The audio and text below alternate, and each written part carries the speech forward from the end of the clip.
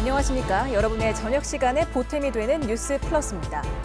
한국인이 가장 좋아하는 유튜버 1위에 오른 쯔양 박정원 씨가 전 남자친구에게 4년간 폭행과 착취, 협박을 당했다는 사실을 고백했습니다. 또 이를 빌미로 유명 유튜버들이 쯔양한테 돈을 뜯어낸 정황이 담긴 녹취가 공개돼 더 큰 파장이 일고 있는데요. 잠시 뒤 이슈 플러스에서 자세히 짚어보겠습니다. 먼저 오늘의 주요 뉴스부터 정리해드립니다. 한국은행이 기준금리를 3.5%로 12회 연속 동결했습니다.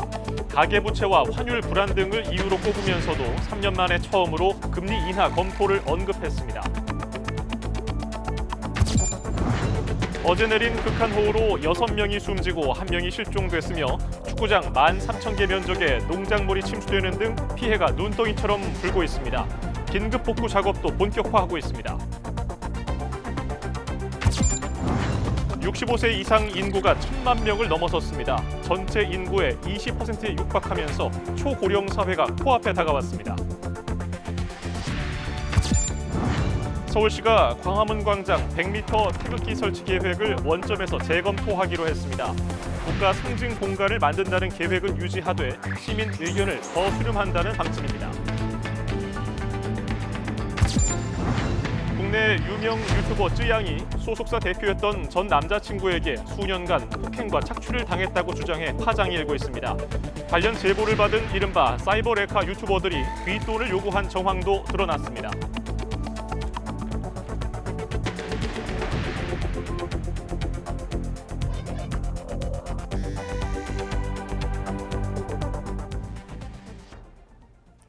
첫 소식입니다. 이번 주 서울 아파트값 상승폭이 5년 10개월 만에 최대를 기록했습니다. 서울발 아파트값 상승세가 수도권으로 번지는 조짐이 일면서 정부도 대책 마련에 고심하고 있습니다. 최두희 기자입니다.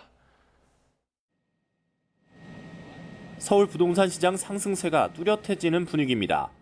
서울 아파트 가격은 16주 연속 상승세를 보였는데 주목해야 할 건 상승폭입니다.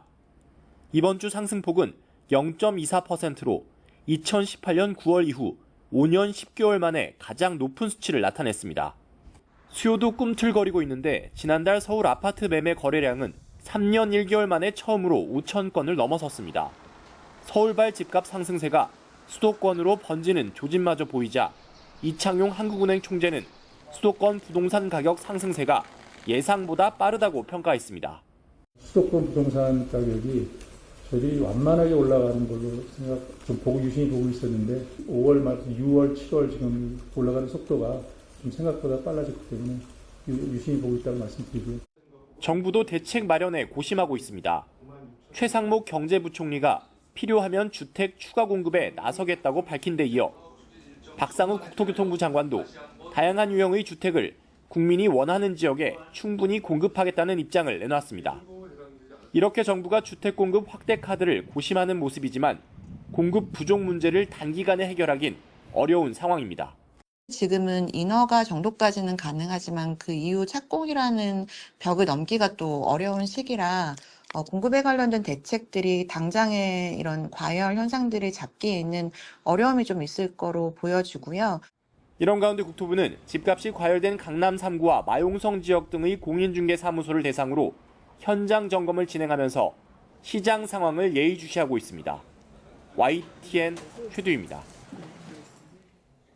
한국은행이 기준금리를 또 연 3.5%로 묶으면서 최장기간 동결 기록을 세웠습니다. 다만 물가 둔화세에 긴축 이후 3년 만에 처음 금리 인하 검토를 언급했습니다. 이형원 기자입니다. 이번에도 기준금리는 동결됐습니다. 연 3.5% 금리가 1년 반째 이어지면서 역대 최장 기록을 세웠습니다. 물가가 석 달째 2%대로 둔화했지만 가계부채와 환율 불안이 인하의 걸림돌이 됐습니다. 특히 금리를 섣불리 내렸다가 수도권 집값이 더 튈 수 있다는 우려가 컸습니다. 이 결정은 금통위원 전원 일치였습니다. 외환시장 변동성과 부동산 가격 오름세 및 가계부채 증가세가 금융 안정에 미치는 영향에도 유의할 필요가 있는 만큼 동결하긴 했지만 분위기는 완전히 달라졌습니다. 하는 목표인 2% 물가에 수렴할 거라는 확신이 커졌다며 금리 인하를 고려할 수 있다고 밝혔습니다. 이렇게 인하를 언급한 것 긴축 기조에 들어선 지난 2021년 8월 이후 3년 만입니다. 향후 적절한 시점에 금리 인하를 고려할 수 있다고 보고 있습니다. 이제는 차선을 바꾸고 적절한 시기에 방향 전환을 할 준비를 하고 있는 그런 상황이 조성되었다고 말씀드립니다. 실제로 금통위원 6명 가운데 2명이 앞으로 석 달 내 금리 인하 가능성을 열어둬야 한다는 의견을 냈습니다. 지난 5월 논의 때보다 인하 견해가 는 겁니다. 다만 위원 대부분이 현재 시장의 금리 인하 기대는 다소 과하다고 평가했습니다. 통화정책 전환을 언제 할지는 불확실하다며 인하가 임박했다는 일부 전망에 선을 그었습니다. 8월에는 이제 뭐 금리가 실제로 내릴 수도 있지 않느냐 이런 의견들이 나오고 있긴 합니다. 근데 사실 한국은행 입장에서 선제적으로 금리를 내리는 것은 조금 부담스러운 상황이긴 맞거든요. 기준금리 격차가 벌어지게 되면 이 외환시장 변동성이 키울 수밖에 없거든요. 이에 미국이 시장 예상대로 오는 9월 금리를 내리게 된다면 한국은행도 10월에나 인하 카드를 꺼내들 수 있을 것으로 보입니다. YTN 이영훈입니다. 우리나라 65세 이상 인구가 1,000만 명을 넘어섰습니다. 전체 인구에서 차지하는 비율이 20%에 육박해 초고령 사회 진입을 눈앞에 두게 됐습니다. 나연수 기자입니다. 지난 10일 기준 65세 이상 주민등록 인구는 1,062명, 전체 주민등록 인구 5,126만 9천여 명의 19.5%입니다. 유엔이 전체 인구 중 65세 이상이 차지하는 비율이 20%가 넘으면 초고령 사회로 분류하는 만큼 우리나라는 본격적인 초고령 사회에 들어서게 된 겁니다. 65세 이상 주민등록 인구 가운데 남성은 442만 7천여 명, 여성은 557만 2천여 명으로 여성이 남성보다 114만 4천여 명 더 많았습니다. 수도권 거주 인구는 448만 9천여 명, 비수도권은 551만여 명으로 집계됐습니다. 수도권은 권역 내 전체 주민등록 인구 가운데 17.2%, 비수도권은 21.8%를 65세 이상이 차지했습니다. 시도별로 살펴보면 전남이 26.7%로 가장 높았고 경북과 강원, 전북 등이 뒤를 이었습니다. 가장 낮은 곳은 세종으로 11.3%, 서울은 약 19%로 나타났습니다. 65세 이상 주민등록 인구는 2013년 1월 600만 명대에 진입한 뒤 2017년 1월 703만여 명, 2019년 12월 802만여 명, 재작년 4월 900만여 명으로 갈수록 늘어나고 있습니다. YTN 나연수입니다. 이번 장마로 많은 비가 내린 전북 지역은 시간이 지나면서 집계되는 피해 규모가 계속 커지고 있습니다. 이런 가운데 동아리 MT에 참가한 대학생이 폭우 속에 실종돼 수색 작업이 진행되고 있다는 소식까지 들어왔습니다. 김민성 기자입니다. 점 같은 불빛 하나가 어둠이 깔린 길가를 서성입니다. 폭우 속에 실종된 대학생이 휴대전화를 들고 돌아다니는 거로 추정되는 모습입니다. 나타난 지 10초 만에 종적을 감춘 불빛. 수색의 실마리가 될 학생의 휴대전화는 3시간쯤 지나 익산시 금마사거리 근처에서 전원이 꺼진 것으로 전해졌습니다. 학생이 들고 있던 우산은 실종 장소 주변 도랑에서, 운동화 한쪽은 그로부터 약 300m 떨어진 수풀에서 발견됐습니다. 실종된 학생이 마지막으로 영상에 포착된 장소입니다. 학생은 담배를 사러 나가겠다고 외출한 뒤 그대로 사라졌습니다. 실종 학생은 동아리 MT에 참석해 근처 펜션에 묵고 있었습니다. 실종 당시 익산에는 시간당 60에서 80mm의 폭우가 쏟아지고 있었습니다. 경찰과 소방은 인력과 수색견, 드론을 펜션 주변과 만경강 일대에 투입했습니다. 현재 실종 추정 지점을 중심으로 도보 수색을 집중적으로 진행하고 있고요. 그 외에 익산천을 중심으로 해서 수중 수색과 드론 수색을 진행하고 있습니다. 비가 그치면서 폭우 피해도 추가로 속속 드러나고 있습니다. 농경지와 비닐하우스가 물에 잠겼고 소와 닭, 오리 등 가축이 집단 폐사했습니다. 집 한 채가 지붕이 내려앉아 반파되고 상가와 주택 등 99채가 침수됐습니다. 와봤는데 들어올 수가 없었어요. 물이 너무 차갑고 와봐도 뭐 손을 댈 수가 없는 상태였죠. 쓸 수 있는 건 하나도 없잖아요. 지금 싹 뺐어요. 그냥 침수된 상태라서. 전북 지역 유치원과 초중고등학교 55곳이 침수되거나 전기가 끊겼습니다. 학교 4곳이 수업 불가 상태가 돼 휴업했습니다. 저희는 수업할 수 없는 상황이기 때문에 어제부터 수목금 3일 수업하고 최대한 빠르게 복구를 해서 2층에 있는 교실은 침수가 안 되어 있기 때문에. 김관영 전북자치도지사는 응급 복구가 신속히 이루어질 수 있도록 모든 행정력을 집중하라고 지시했습니다. 또 강우로 지반이 약해져 있는 만큼 산사태 우려 지역과 급경사지 시설 점검을 더욱 강화하라고 강조했습니다. YTN 김민성입니다. 이번 장맛비는 충남 남부 지역에도 큰 피해를 남겼습니다. 운동장이 물에 잠긴 학교에서는 이틀째 배수 작업이 진행됐고 농작물 피해도 눈덩이처럼 불어나고 있습니다. 김기수 기자입니다. 학교 운동장과 주차장에 여전히 흙탕물이 가득합니다. 새롭게 만든 조립식 교실 일부도 물에 잠겨 학교는 이틀째 재량 휴업에 들어갔습니다. 인근에서 양수기를 이용해 물을 빼내보지만 역부족입니다. 재난대피소로 사용 예정이던 학교마저 침수 피해를 보면서 인근 주민들은 폭우를 뚫고 다른 지역으로 대피했습니다. 원래 이 마을회관이나 이 학교 쪽으로 대피를 하라겠잖아요. 근데 이 학교에 물이 차가갖고 학교로 가들 못했어요. 그래서 여기 마을 주민들도 딴 마을 그 동네로. 농작물 피해도 속속 확인되고 있습니다. 인삼밭 지지대와 햇빛 가림막이 진흙과 함께 어지럽게 뒤엉켜 있습니다. 시간당 80mm가 넘는 폭우에 하천물이 넘치다가 제방 일부가 버티지 못하고 무너졌습니다. 뒤에 있던 하천물이 넘치면서 인삼밭을 그대로 덮쳤는데요. 흙이 쓸려 내려가면서 이렇게 인삼이 바깥으로 드러났습니다. 3년 농사를 한순간에 망친 농민은 그저 하늘이 원망스럽습니다. 밭갈이 해서 5년을 놀라면 6년 돼야 수확을 보는 거 아닙니까 이건. 근데 뭐 한탄 할래 한탄 할 길이 없잖아. 사람이 그랬다면 이게 살이 있나지. 비닐하우스에서도 집기류가 진흙 범벅이 돼 나뒹굽니다. 출하를 코앞에 둔 수박들도 흙을 뒤집어서 상품성을 잃었습니다. 이 수박들 수확을 하나도 못합니다. 다 폐기를 해야 됩니다. 지금 멍하니 아무 지금 생각이 없고 지금 앞으로 어떻게 해야 될지 대책이 안 서고 있어요. 지금 앞에 지금 깜깜합니다. 지금. 극한 호우에 충남에서만 이미 7,000헥타르가 넘는 농경지가 피해를 본 것으로 잠정 집계됐습니다. YTN 김기수입니다. 장마가 소강 상태를 보이는 사이 다시 찜통더위가 기승을 부리면서 폭염주의보가 확대 발령됐습니다. 폭염주의보가 내려진 곳은 서울과 경기, 영서, 충북, 경북 내륙으로 이 지역은 앞으로 이틀 이상 한낮 체감 온도가 33도 안팎까지 오를 것으로 예상됩니다. 또 대기 불안정으로 당분간 내륙에는 돌풍과 벼락을 동반한 요란한 소나기가 자주 내릴 전망입니다. 국민의힘 당대표 후보자들이 두 번째 TV 토론을 벌이고 있습니다. 유력 당권 주자인 한동훈 후보를 중심으로 후보 간의 비방전이 격화하고 있습니다. 취재기자 연결합니다. 나혜인 기자. 네, 국회입니다. 네, 2차 TV 토론 분위기 전해주시죠. 네, 2차 TV 토론은 100분 동안 진행이 되는데 현재 절반가량 지났습니다. 그제 1차 토론회 때보다 후보들 사이 비방전이 더 격해진 분위기입니다.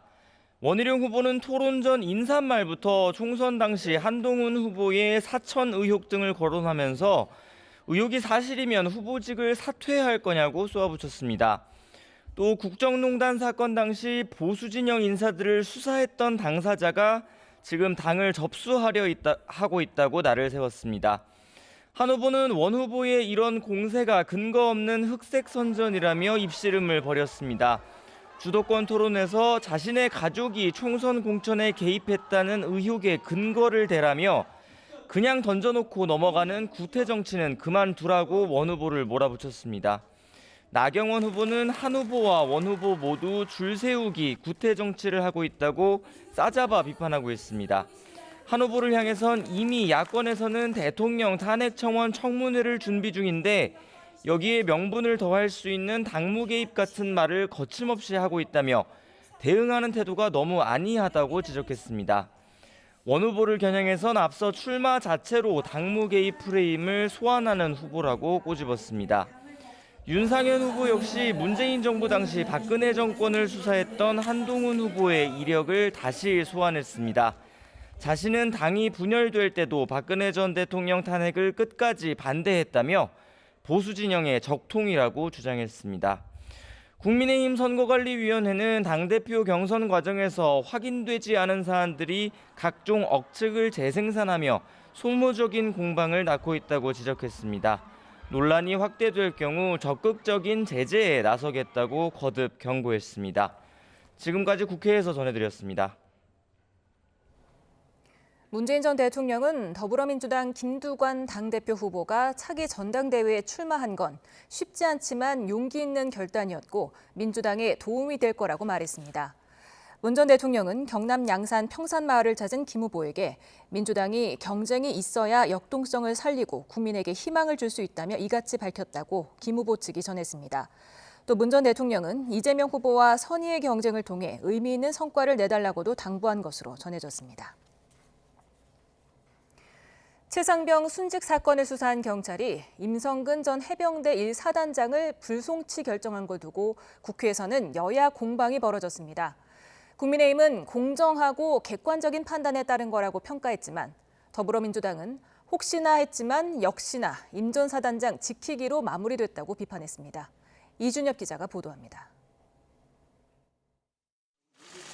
최상병 사건 수사를 맡은 경찰 관계자들이 참석한 국회 행정안전위원회. 최대 쟁점은 수사 외압 의혹의 핵심 당사자 임성근 전 해병대 1사단장의 불송치 결정이었습니다. 여당 의원들은 임 전 사단장이 도의적으론 잘못한 게 맞는다면서도 법적인 책임은 달리 봐야 한다며 수사가 객관적이고 공정했다고 옹호했습니다. 민주당에서는 본인들이 원하는 수사 결과가 나오지 않았다는 이유로 경찰에 대한 근거 없는 모욕 등 경찰 명예의 실추와 사기 저하는 물론 반면 민주당은 윤석열 대통령 후보에게 구명 로비가 있었다는 의혹을 거론하며 결국 불송치는 대통령 경로 때문이 아니냐고 맞섰습니다. 바로 그것이죠. 임성근을 포함시키느냐 빼느냐라고 하는 것이죠. 혹시나 했지만 역시나였다는 겁니다.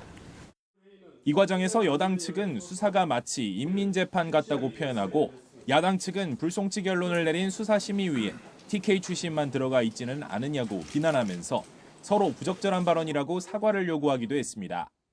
공정한 위원회 활동에 정치색을 더 씌운 것은 TK 지역민의 명예를 훼손하는 발언이라고 이의를 제기했고 막 전국 조야 각지에서 불송치한 결정에 대해서 마구마구 공격을 하면서 그 공격하는 양상이 인민재판 같다 이런 식으로 여야 지도부도 공방을 벌였습니다.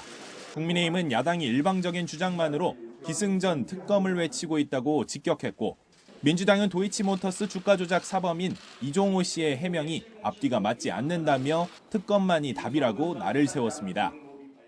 일방적 주장이 담긴 녹취록을 마치 객관적 사실인 것처럼 기정사실화하고 이를 확대 재생산하면서 상대를 공격하는 전형적인 정치 공세에 불과합니다. VIP는 대통령이 아니라 김계환 해병대 사령관이라는 회개한 해명을 내놓았습니다. 이게 말입니까? 막걸리입니까? 민주당은 최상병 특검법 재해결 시점을 고심하는 동시에 국정조사나 대통령 탄핵 국민청원 청문회를 준비하며 압박 수위를 높이고 있습니다. 부결당론을 정한 국민의힘은 제3자 추천 등 수정안이나 협상에도 선을 긋고 있어 또 한 번의 여야 충돌은 불가피해 보입니다. YTN 이준엽입니다. 국민의힘이 야당이 추진하는 대통령 탄핵 국민청원 청문회를 두고 국가기관 간 다툼이 있을 때 헌법재판소 판단을 구하는 권한쟁의 심판을 청구하기로 했습니다. 민주당은 탄핵 반대 의견도 들어볼 청문회를 별도로 열자고 역제안했는데요. 속내는 김건희 여사 추가 증인 채택에 있다는 분석도 나옵니다. 임성재 기자의 보도입니다. 민주당 주도로 오는 19일과 26일 두 차례 열기로 한 이른바 대통령 탄핵 국민청원 청문회에 국민의힘은 권한쟁의 심판 카드를 꺼내들었습니다. 국회 법사위 의결 과정에서부터 절차적 문제가 있었을 뿐 아니라 현행법상 수사 또는 재판 중인 사안은 청원 사유가 될 수 없어 명백히 위헌성, 위법성을 띈다는 주장을 부각한 겁니다. 헌법과 법률을 위배하는 명백한 불법 행위로 원천 묘여에 해당합니다. 청원법상 수리가 거부될 수밖에 없는 청원에 불과했습니다. 민주당이 청문회를 강행하려는 진짜 의도는 딴 데 있는 게 아니냐고도 따져 물었습니다. 2022년 대선 결과의 이른바 불복 심리가 아직도 남아있는 것 아니냐는 의심입니다. 국민이 선출해서 국가 원수의 지위를 부여한 대통령에 대한 대선 불복의 심리가 아직 남아있는 거 아닌가 의심하지 않을 수 없고, 민주당은 그러나 여당 주장과 달리 법적으로 문제될 게 전혀 없다고 맞섰습니다. 법사위 의결의 밑바탕이 된 국회법은 국민의힘이 근거로 든 청원법보다 앞선, 그러니까 특별법 지위를 가진다는 주장입니다. 오독이 있었다라고 생각이 들고요. 무엇보다 국회법은 청원 절차에 있어서 일반법인 청원법의 특별법적 지위를 가집니다. 특히 국회 법사위원장인 민주당 정청래 의원은 불만이 있다면 공평하게 다음 달 중으로 탄핵 반대 국민청원 청문회도 열자고 역제안했습니다. 탄핵 반대 국민청원 역시 5만 명 넘게 동의한 만큼 요건을 충족했다는 건데, 방점은 김건희 여사 모녀 등의 추가 증인 채택에 찍혀 있다는 해석이 나옵니다. 김건희 여사는 오는 7월 19일에 열리는 법제사법위원회에 청문회 증인으로 채택되었습니다. 직접 출석해서 법의 판단을 받아보겠다는 국민의힘과 김 여사의 증인 출석을 두려워하는 거냐는 민주당의 공세가 강하게 충돌하면서 탄핵 청문회를 둘러싼 여야의 여론전도 한층 치열해질 전망입니다. YTN 임성재입니다. 김건희 여사 측이 최재형 목사와 면담한 날 코바나 콘텐츠 사무실 앞에 대기 중이던 사람들은 쇼핑백을 든 민원인이 아니라 대통령실 행정관이었다며 관련 자료를 공개했습니다. 김 여사 측 변호인은 지난 2022년 9월 10일 대통령실 행정관 조모 씨와 유모 씨가 나눈 메신저 대화를 공개했습니다. 이어 당시 조 행정관이 김 여사에게 보고할 내용이 있었지만 영국 방문 일정으로 연기돼 최 목사가 김 여사를 면담한 9월 13일 사무실 앞에서 기다리던 것이라고 설명했습니다. 또 당시 조 행정관이 들고 있던 신라면세점 가방은 쇼핑백이 아닌 천가방이라며 부산 신라면세점 개점 당시 $100 이상 구매자에게 제공된 에코백이라고 덧붙였습니다. 축구선수 황의조 씨가 여성들의 동의 없이 사생활 영상을 불법 촬영한 혐의로 재판에 넘겨졌습니다. 앞서 황 씨의 사생활 영상을 유포한 형수가 경찰과 검찰에서 조사받는 과정에서 추가 피해 정황이 발견됐습니다. 신지원 기자입니다.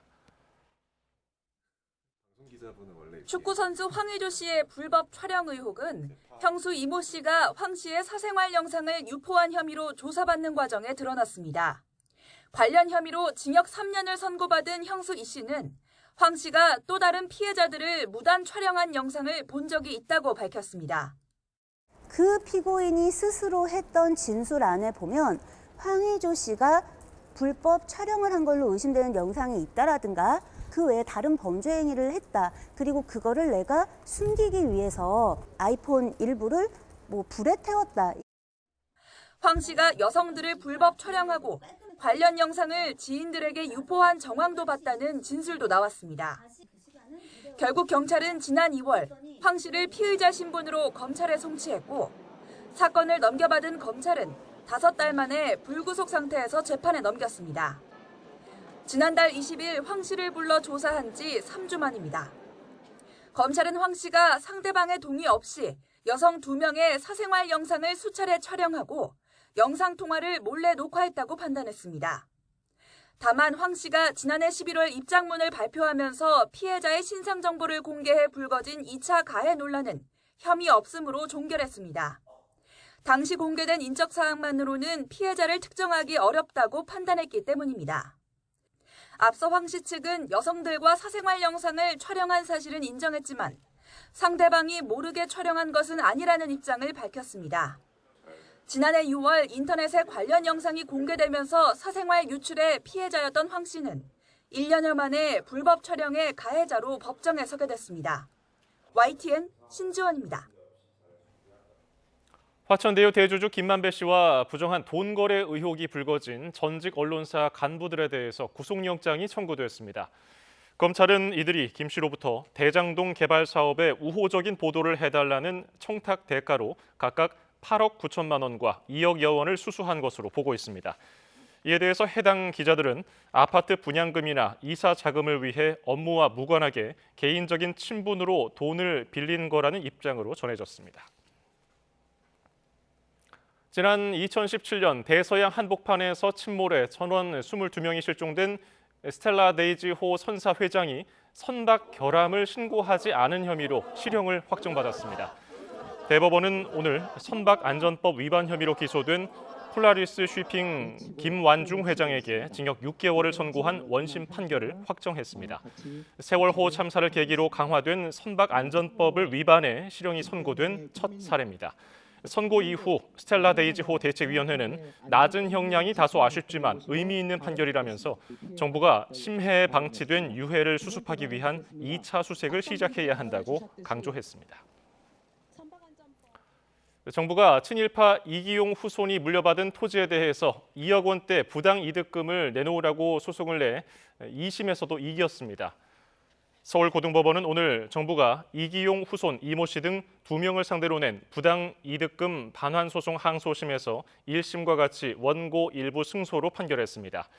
이기용은 1910년 10월 한일 병합 조약 체결 이후 일본 정부에서 자작 자귀를 받고 1945년 4월부터는 일본의 제국의회 상원인 귀족원 의원으로 활동해 2007년 친일 반민족 행위자로 지적됐습니다.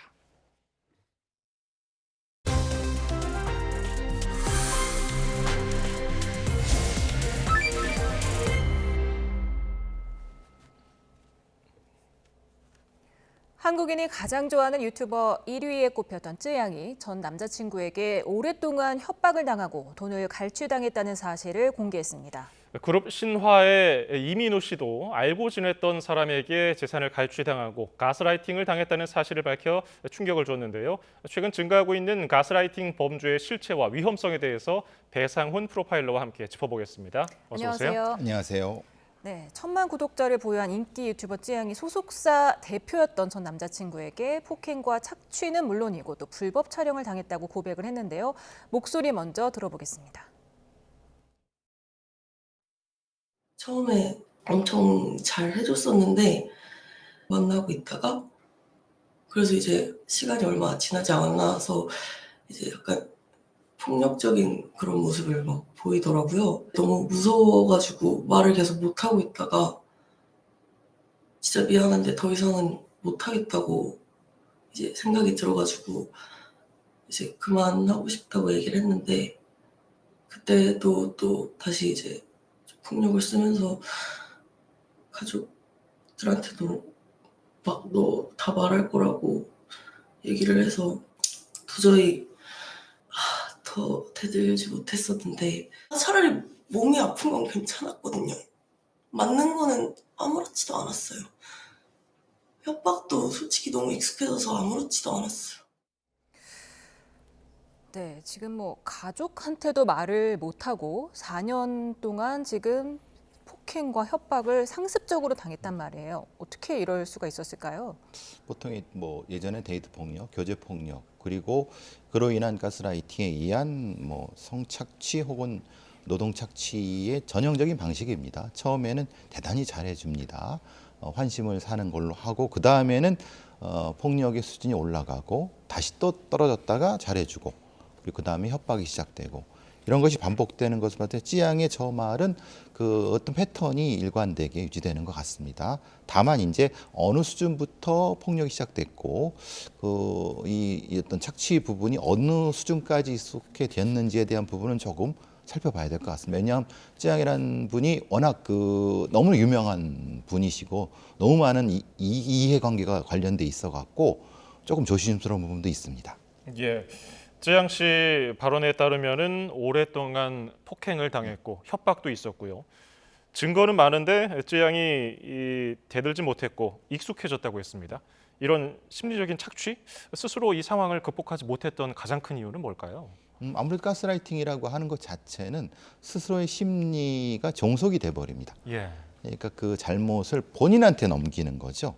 예를 들면 사실은 그 가해자가 어떤 행동을 하게 한 겁니다. 예. 근데 그 책임을 본인, 찌양이란 사람이 그래서 그렇게 됐다고 스스로 믿게 만드는 겁니다. 사실 가스라이팅이라는 것 자체는 가스불을 조금씩 줄이는 거지 않습니까? 가스등이란 뜻이니까. 그러니까 컴컴한데도 본인은 밝다고 생각하게 믿게 만드는 거죠.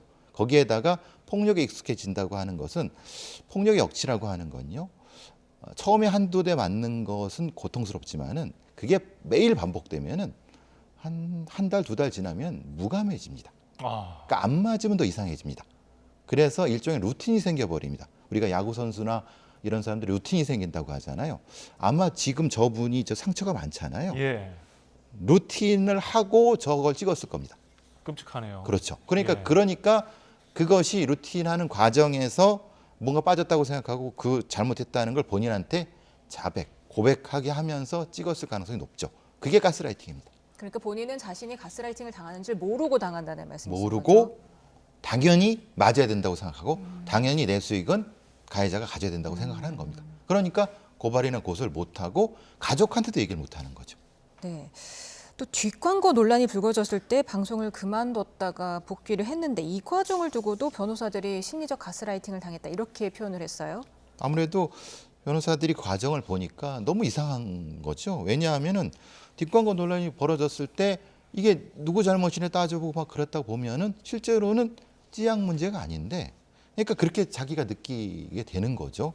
아, 그러면 변호사들이 봐도 이건 뭔가 심리적으로 이상하다는 걸 느꼈을 겁니다. 그게 이제 심리적 지배가 되는 거죠. 그러면은 이 심리적 지배, 가스라이팅 좀 유형이 여러 가지가 있을 거 아닙니까? 그 중에서 좀 대표적인 거 한 사례를 설명해 주신다면 뭐가 있을까요? 그러니까 뭐 크게는 이제 성착취가 있고 노동착취가 있는 거고 우리가 노동착취는 소위 말하는 염전노예가 대표적인 거죠. 몸이 거의 심각한 장애를 겪으면서도 그 노동을 하는 겁니다. 그리고 성착취 같은 경우는 자기가 마치 그 뭐라 그러나 성매매 여성이 된 거보다 더 심하게 스스로를 학대를 합니다. 그러니까 가장 대표적인 부분이 두 가지죠. 그러니까 성착취에 당하는 여성들과 또는 노동착취를 당하는 그런 어떤 무슨 노예 이런 사람들의 가장 큰 두 역징이 가스라이팅의 가장 큰 유형입니다. 그러니까 본인이 그렇게 하면서도 누구를 위해서 해야 된다고 믿는 겁니다. 예. 당연히 저건 범죄입니다. 그래서 보통 이제 성범죄가 수감되고 강금이나 폭행이 수감돼도 고소 못하고 고발 못하고 그냥 버틴다 그렇게 표현하는 거죠. 근데 조금 전에 방송에 그 영상에도 나왔지만 방송하는 도중에도 이렇게 팔 같은데 멍이 들어 있는 모습. 팔만이 아니라 뭐 전체 얼굴만 안 때렸다고 하더라고요. 네. 예. 얼굴은 티가 나니까 안 때리고 몸만 때렸다고 말을 하긴 했는데 손등 팔에 이렇게 보이는 게 집중되어 있다 보니 방어흔이 아니냐 이런 주장도 있던데 어떻게 보셨어요? 이 방어흔이라고 하는 것 자체는 그 방어의 의지가 있는 사람한테 방어흔이라는 표현을 쓰는 거지 저거는 그렇게 쓰는 게 아닙니다. 그건 그냥 무자비하게 루틴 형태로 때리는 얘기를 합니다. 그 방어이라는 표현은 전혀 이 표현은 적절하지 않지만 행태는 그렇습니다. 형태는 무의식적으로 방어를 하는 건데, 근데 보통 가스라이팅의 폭력은 저거를 비껴서 공격합니다. 이건 뭐 이렇게까지 얘기할 필요는 없겠지만은 비껴서 공격하기 때문에 이 가해자도 실제로는 폭력에 중독이 됩니다. 거꾸로 그러니까 피해자도 중독이 되지만 가해자도 중독이 되는 거울 현상이 나타납니다. 동전의 양면 같은 현상이 나타납니다. 그래서 만났을 때 우선 폭력이 행사가 되는 겁니다. 그래서 녹취가 아마 나왔을 텐데 이 맞고 때리는 그 녹취가 그 변호사들에 의해서 공개가 됐는데 굉장히 주변이 소란스러움에도 불구하고 과잉된 폭력과 과잉된 비명이 어우러져 있어 갖고 그것을 아마 듣는 사람은 조금 이상하다는 걸 느낄 겁니다. 왜냐하면 그게 하나의 루틴이기 때문에 그렇습니다. 그게 하나의 일종의 시작 과정이라고 생각했기 때문에 그렇게 되는 겁니다. 이게 지금 쯔양 씨도 팔에 멍이 지금 고기를 굽는 장면인데 팔에 멍이 있고요. 저기도 지금 멍을 좀 가린 상황인데 이쪽도 있고, 표정이나 말투에서는 전혀 저런 일을 당했을 거라고 추측이 안 되는 모습이거든요. 저 화면 밖에 누가 있습니까? 그 사람이 있지 않습니까? 예. 이렇게 지켜보고 있지 않습니까? 그 어떻게 그렇게 그걸 하겠습니까? 그러니까 당연히 이 심리적 지배라고 하는 것은 당연히 그 가해자가 보고 있는 겁니다. 통제 상황입니다. 저건 화면 바깥엔 그 사람이 있는 겁니다.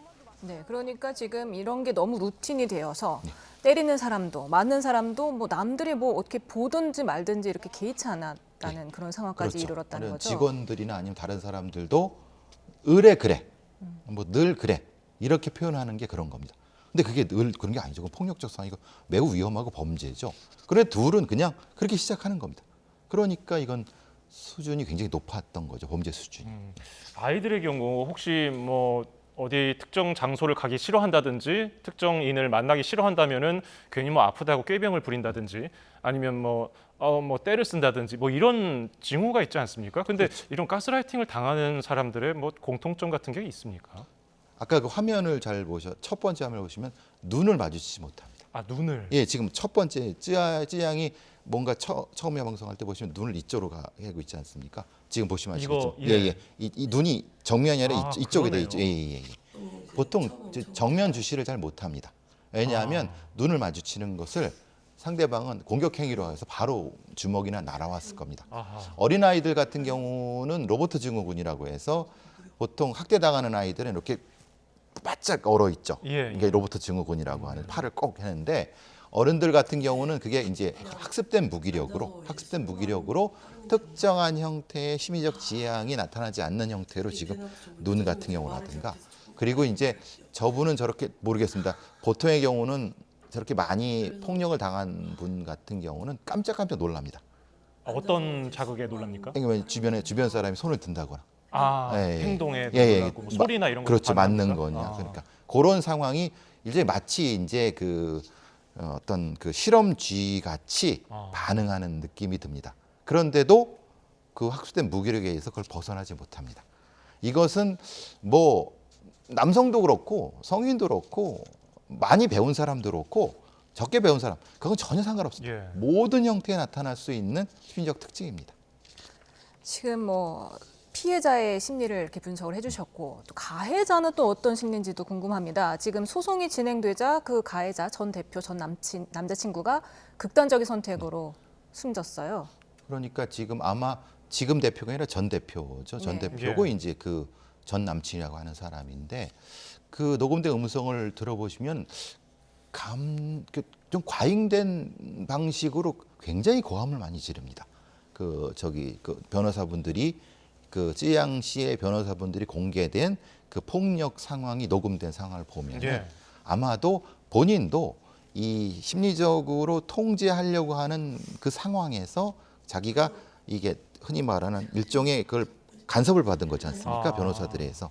그러니까 굉장히 화가 많이 난 상태에서 여러 가지 많이 그 방법을 하다가 심리적으로 갑작스러운 위축을 겪게 됩니다. 말하자면은 처음에는 이제 이 쯔양 같은 사람을 심리적으로 지배하다가 다른 사람은 그렇게 안 되거든요. 그렇죠. 그러니까 화가 나죠. 그러니까 더 화를 내다가 보니까 더 마음대로 안 되니까 더 화를 내다가 그 다음에는 푹 주저앉는. 그래서 이제 보통 저런 경우는 극단 선택을 많이 하죠. 가해자들도. 이게 뭐 분노 조절 장애라든지 뭐 그런 뭐 정신적인 뭐 진단명 같은 게 있습니까? 근데 이제 문제는 저 가해와 저 피해는 흔히 말하는 이제 물론 이제 범죄학에서는 저거는 가스라이팅한 말보다 서브오디네이트는 말을 씁니다. 그러니까 지배모, 그러니까 서브오디네이트 레이프, 지배 강간, 지배 폭력 이렇게 쓰는데 근데 이제 가스라이팅이라는 말이 워낙 사회어로 익숙해졌기 때문에 그런 거고. 근데 아까 말씀하신 것처럼 실제로 이제 의존성과 약간 가학성이 공존하는 형태가 되거든요. 성격적인 부분에서는 분명히 판단을 하는데 아직까지도 심리적으로 어떤 부분을 명확히 하지 않습니다. 왜냐하면 법적으로도 사실은 가스라이팅이라는 게 죄가 아니거든요. 그렇습니까? 왜냐하면 이은혜 사건에서도 가스라이팅을 해서 남편을 죽였지만은 실제로 가스라이팅에 의해서 죄를 받은 게 아니라 다른 방식으로 부작위에 죄로 그걸 받은 거죠. 그러니까 법적으로도 아직 규정된 건 아니거든요. 정신의학적으로도 아직은 제가 알고 있기로는 많은 것이 좀 추가가 돼야 되거든요. 근데 현실은 워낙 빨리 변해갖고 저런 피해가 나타나는데 학술적으로는 조금 좀 따라가기가 좀 쉽지 않죠. 네, 지금 뭐 쯔양 씨가 4년간 뭐 전 남자친구로부터 이렇게 협박과 폭행을 당했다는 사실도 되게 놀라웠는데 이 이야기가 공개되게 된 이유도 사실 놀라웠습니다. 이번 사건이 밝혀지게 된 계기가 바로 유튜브 가로세로 연구소에서 쯔양이 일명 레카 연합이라고 불리는 사이버 레카로부터 협박을 당한 녹취록이 공개됐기 때문인데요. 함께 들어보시죠. 그냥 매천은 시원하게 땡기는 게 낫지 않나. 이년이 나중에 공갈로 고소할까 봐. 그러니까 저도 솔직히 이걸 잘해요. 이런 거 잘하는데 뭐 그래서 뭐 GV80도 사고 그런 건데 이거 엿바꿔 먹는 게 나을 것 같아요. 당연하지. 쥐양 터뜨리고 너 채널 날라가면 뭐 할 거야. 이런 걸 잘하는데 이거 그러니까 보통 이렇게 협박을 해서 너 돈 안 주면 이런 사실 공개할 거야 라고 협박을 해서 뜯어내는 걸 잘한다는 취지로 좀 들리는데요. 저걸 들으신 많은 시민분께서 청취자께서 어떻게 느끼실까요? 물론 이제 전제는 그겁니다.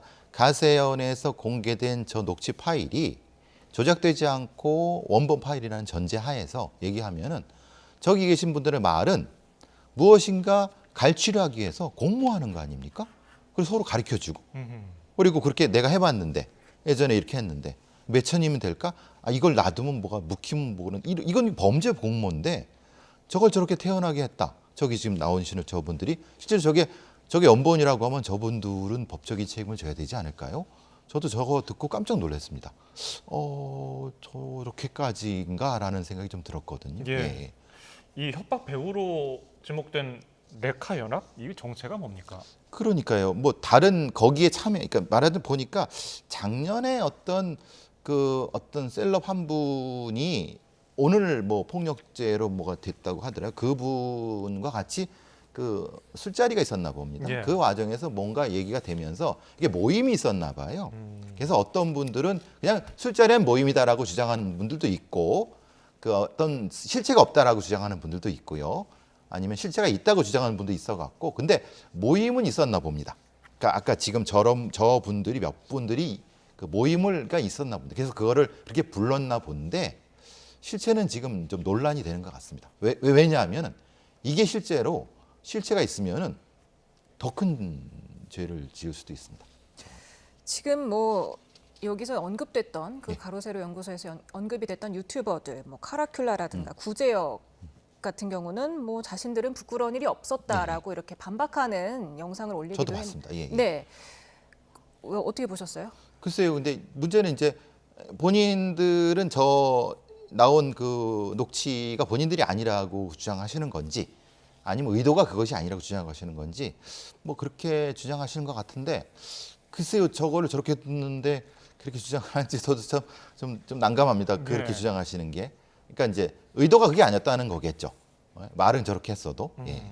어쨌든 지금 쯔양 씨의 오늘 그 개인 주장을 담은 영상에 대해서 해당 유튜버들이 고발됐습니다. 검찰에 접수가 됐는데 이게 아까 법적으로 좀 애매하다고 말씀하셨잖아요. 이게 증거 입증 같은 게 잘 되겠습니까? 일단은 가로세로 연구소에서 공개한 저 녹취 파일이라는 것이 적법하게 입수된 것인지 일단 먼저가 되겠죠. 왜냐하면 이게 말하자면 독수독과라는 원리가 있습니다. 증거에는. 근데 이제 이게 뭐 그럴 수 있죠. 어떤 이유 때문에 뭐 별 어떤 법적인 거 없는 상태에 유출이 됐다고 하면 문제가 아닌데 저거를 뭐 예를 들면 뭐 절도를 했다거나 아니면 다른 어떤 불법적인 걸로 했다고 하면 저건 좀 문제가 될 수도 있죠. 예. 근데 이제 모르겠습니다. 일단은 그 부분은 제가 전혀 알 수가 없는 상황이기 때문에 그러니까 내용에 대한 문제와 저 녹취 파일을 어떻게 입수했느냐 문제가 좀 다른 차원의 문제가 되겠고 그러면은 수사가 진행이 되면은 저 녹취 파일을 제출해 달라고 요청을 하겠죠. 가로세로 연구소에. 그럼 제출하게 되면 거기에 대한 이제 증거 능력 가지고 분명히 법정에서 다툴 부분이 있을 겁니다. 그 다음에 이제 내용 가지고 다투겠죠. 그럼 내용 가지고 다툴 때 의도가 아니었다. 뭐 아니면 뭐 돈은 받았다. 그걸 가지고 이제 예를 들면 계좌와 연결해 갖고 수사기관에서는 입증하려고 할 겁니다. 거기에 따라서 처벌이라든가 아니면 무죄가 될 수 있습니다. 이게 뭐 그거는 아직 수사가 돼봐야 아는 거니까요. 예. 네. 그런데 이게 지금 어쨌든 나온 녹취가 사실이라는 전제하에 그 이준희 씨, 구제역이라는 유튜브를 운영하고 계신 분이 원래는 3억을 부르려고 했는데 자신이 그 속기록 녹취를 들어보니까 이 쯔양 씨가 피해자라는 걸 알고 나서는 그렇게는 못 부르겠더라. 그래서 일단은 5천만 원만 받은 걸로 일단 이렇게 이게 사실이라면요 보이는데요. 이걸 좀 이렇게 합리화하고 있는 것 같아요. 본인이 좀 정의롭다고. 그리고 그렇죠. 예. 카라큘라 씨도 하시는 말씀이 우리가 뭐 착한 사람 건드린 것도 아니고 나쁜 사람들한테 정당하게 후원을 받은 거다. 이렇게 말을 하는 경우도 나쁜 있더라고요. 사람한테 정당히 후원을 받은 건가요, 저게? 그러니까 그런 식으로 자기 합리화를 하는 것 같습니다. 그러니까요. 나쁜 사람한테 정당하게 후원을 받은 것이 아니라 정확한 표현은 그 사람의 약점을 얘기해서 그로 인해서 어쩔 수 없이 돈을 건네받은 거죠. 그거는 사실은 문제가 될 수 있는 거죠. 예. 그러니까 그런 부분을 본인의 말과 실제로 법적 입장이 다른 겁니다. 그러니까 그거는 이제 저분들이 조금 다르게 생각하시는 것 같다는 생각이 드네요. 네, 또 하나 또 굉장히 놀라웠던 사실이 자신 같은 유튜버들은 그렇게 많지 않다. 그래서 2~3명만 이렇게 입을 맞춰서 하면 여론이 바뀔 수가 있다. 이런 얘기들도 하더라고요. 저도 그 얘기 듣고 깜짝 놀랐습니다. 저분들이 그러면은 이걸 통해서 혹시 여론 조작이라든가 여론의 왜곡을 그렇게 의도한다고 하면은 그건 대단히 잘못된 생각이다라고 생각을 합니다. 그러니까 이런 거지 않습니까? 특정한 사람의 어떤 좀 뒤가 구린 사람의 그런 정보를 알아낸 다음에 그걸로 무엇인가를 내가 안 해줄게 해서 이렇게 해서 돈을 받고 이렇게 하는 행동으로 인해서 그 사람의 잘못을 싹 덮어줄 수 있다. 돈을 받고 이거는 별거 아니다. 이런 식으로 생각한다는 것 자체가 그거는 사실은 대단히 부적절하죠. 그리고 법적인 책임도 분명히 있을 수 있는 겁니다. 이거는. 이런 사고를 갖고 있는 사람들의 유튜브 방송을 보는 사람들도 사실은 일종의 가스라이팅을 당하는 게 아닌가 싶은데요. 그러니까 우리가 보통 이제 저분들을 통쾌하게 생각하는 것은 그래도 공권력이 하지 못하는 그래도 좀 통쾌한 어떤 폭로나 이런 것을 좀 통쾌하게 생각하는데 만약에 저분들이 그게 아니라 실제로 통쾌하게 그 폭로하는 것이 아니라 일부 돈을 받고 감출 거 감춰주고 그랬다고 하면 저분들의 행동은 사실은 아무런 정의도 아니죠. 그냥 협잡이죠. 그건 정의가 아니죠. 그죠? 그거는 저분들이 정확히 구분을 하셔야 되는 거예요. 유튜브의 경우는 요즘에 또 어린 아이들도 많이 뭐 하고 싶어 하고 많이 좋아하는 그런 콘텐츠들이기 때문에 어린 아이들도 봤을 때 좀 심리적으로도 정서적으로도 좋지 않을 것 같아서 좀 제재해야 된다는 목소리도 있던데 이 점에 대해서는 어떻게 보세요? 우리 자라나는 아동 청소년들이 정의의 기준, 그러니까 옳고 그름의 기준이 헷갈려 버리는 겁니다. 그러니까 한 30년 전에 미국에서 이 인터넷 공간이 나왔을 때 그 관련진 분들이 가장 걱정했던 것이 책에서 쓰여진 어떤 진실이나 어떤 것이 아니라 진실이 아닌 것을 진실로 받아들이니까 어떤 문제가 되냐면 아이들이 폭력이라든가 잘못을 저지르는 걸 너무 쉽게 생각한다는 거예요. 그러니까 기준이 사라져 버리는 거죠. 선생님들이 말하는 것이 기준이 아니라 상당히 위험하네요. 그럼요. 저기서 인터넷에서 말하는 사람들이 기준이 돼 버리니까 함부로 폭력을 쓰고 그러니까 법을 안 지키고 이건 굉장히 문제가 아닌가요? 교육적으로도 문제가 되고 사회 정의를 위해서도 문제가 이거는 사실은 무엇인가 방법이 나와야 되는데 문제는 아시다시피 유튜브 채널이라는 게 외국 회사고 저걸 방송 심의나 이런 걸 하기가 쉽지 않기 때문에 근데 이제 아무래도 그 방송심의위원장도 유튜브에 협조를 많이 요청하겠다고 하셨으니까 조금 더 적극적으로 좀 정보기관에서 접근을 좀 해야 되지 않을까 싶습니다. 뭐 어떻게 되든. 네, 그러다 보니까 지금 쯔양 씨 한 명을 가지고 전 남자친구, 전 대표, 그렇죠. 그리고 지금 구재혁 씨 유튜버, 그러니까. 그리고 여러 유튜버들과 또 하다못해 사실 김세희 씨, 그 가로세로 연구소가 공개를 했기 때문에 쯔양 씨가 이거를 고백하게 된 거 아닙니까? 본인은 그렇죠. 끝까지 묻고 가고 싶었다고 했습니다. 정말 많은 사람들이 이 피해자 한 명을 이용해 먹었다고 할 수 있겠는데요. 그렇죠. 표현이 그 표현이 맞죠. 한 사람을 소위 말하는 이 그냥 달려 들어갔고 이렇게 한 꼴이 된 거니까 글쎄요. 이게 도덕적인가 도덕적이지 않지 않나요? 이건 분명히 저는 그런 생각이 듭니다. 네, 다른 주제로 좀 넘어가 볼까요? 다음 주제 넘어가 볼까요? 아주 유명한 인물이 또 나오네요. 그룹 신화의 이민우 씨. 지인인 방송작가 A 씨에게서 26억 원어치 금품을 빼앗겼다는 소식이 전해졌습니다. 이 재판부는 방송작가에게 징역 9년을 선고했고요.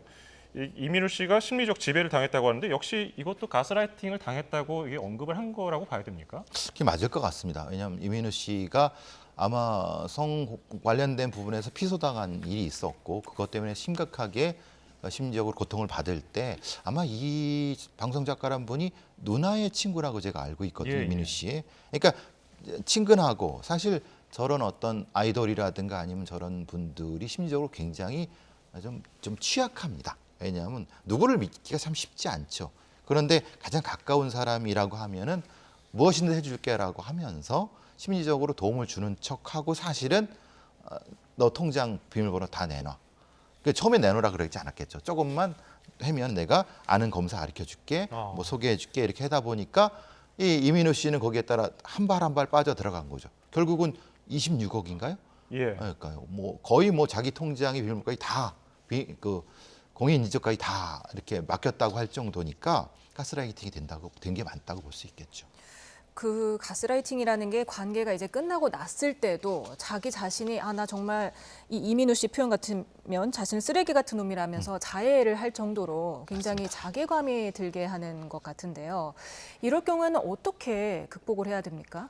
사실 되게 힘든 부분이에요. 왜냐하면 빠진 만큼 다시 올려 세우는 시간이 필요하거든요. 예. 한순간에 되는 게 아니거든요.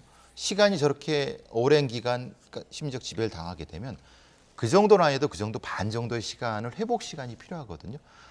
절대 본인한테 책임을 물으면 안 됩니다. 본인한테 책임 묻기 시작하면 극단적 선택하는 쪽으로 가는 수밖에 없거든요.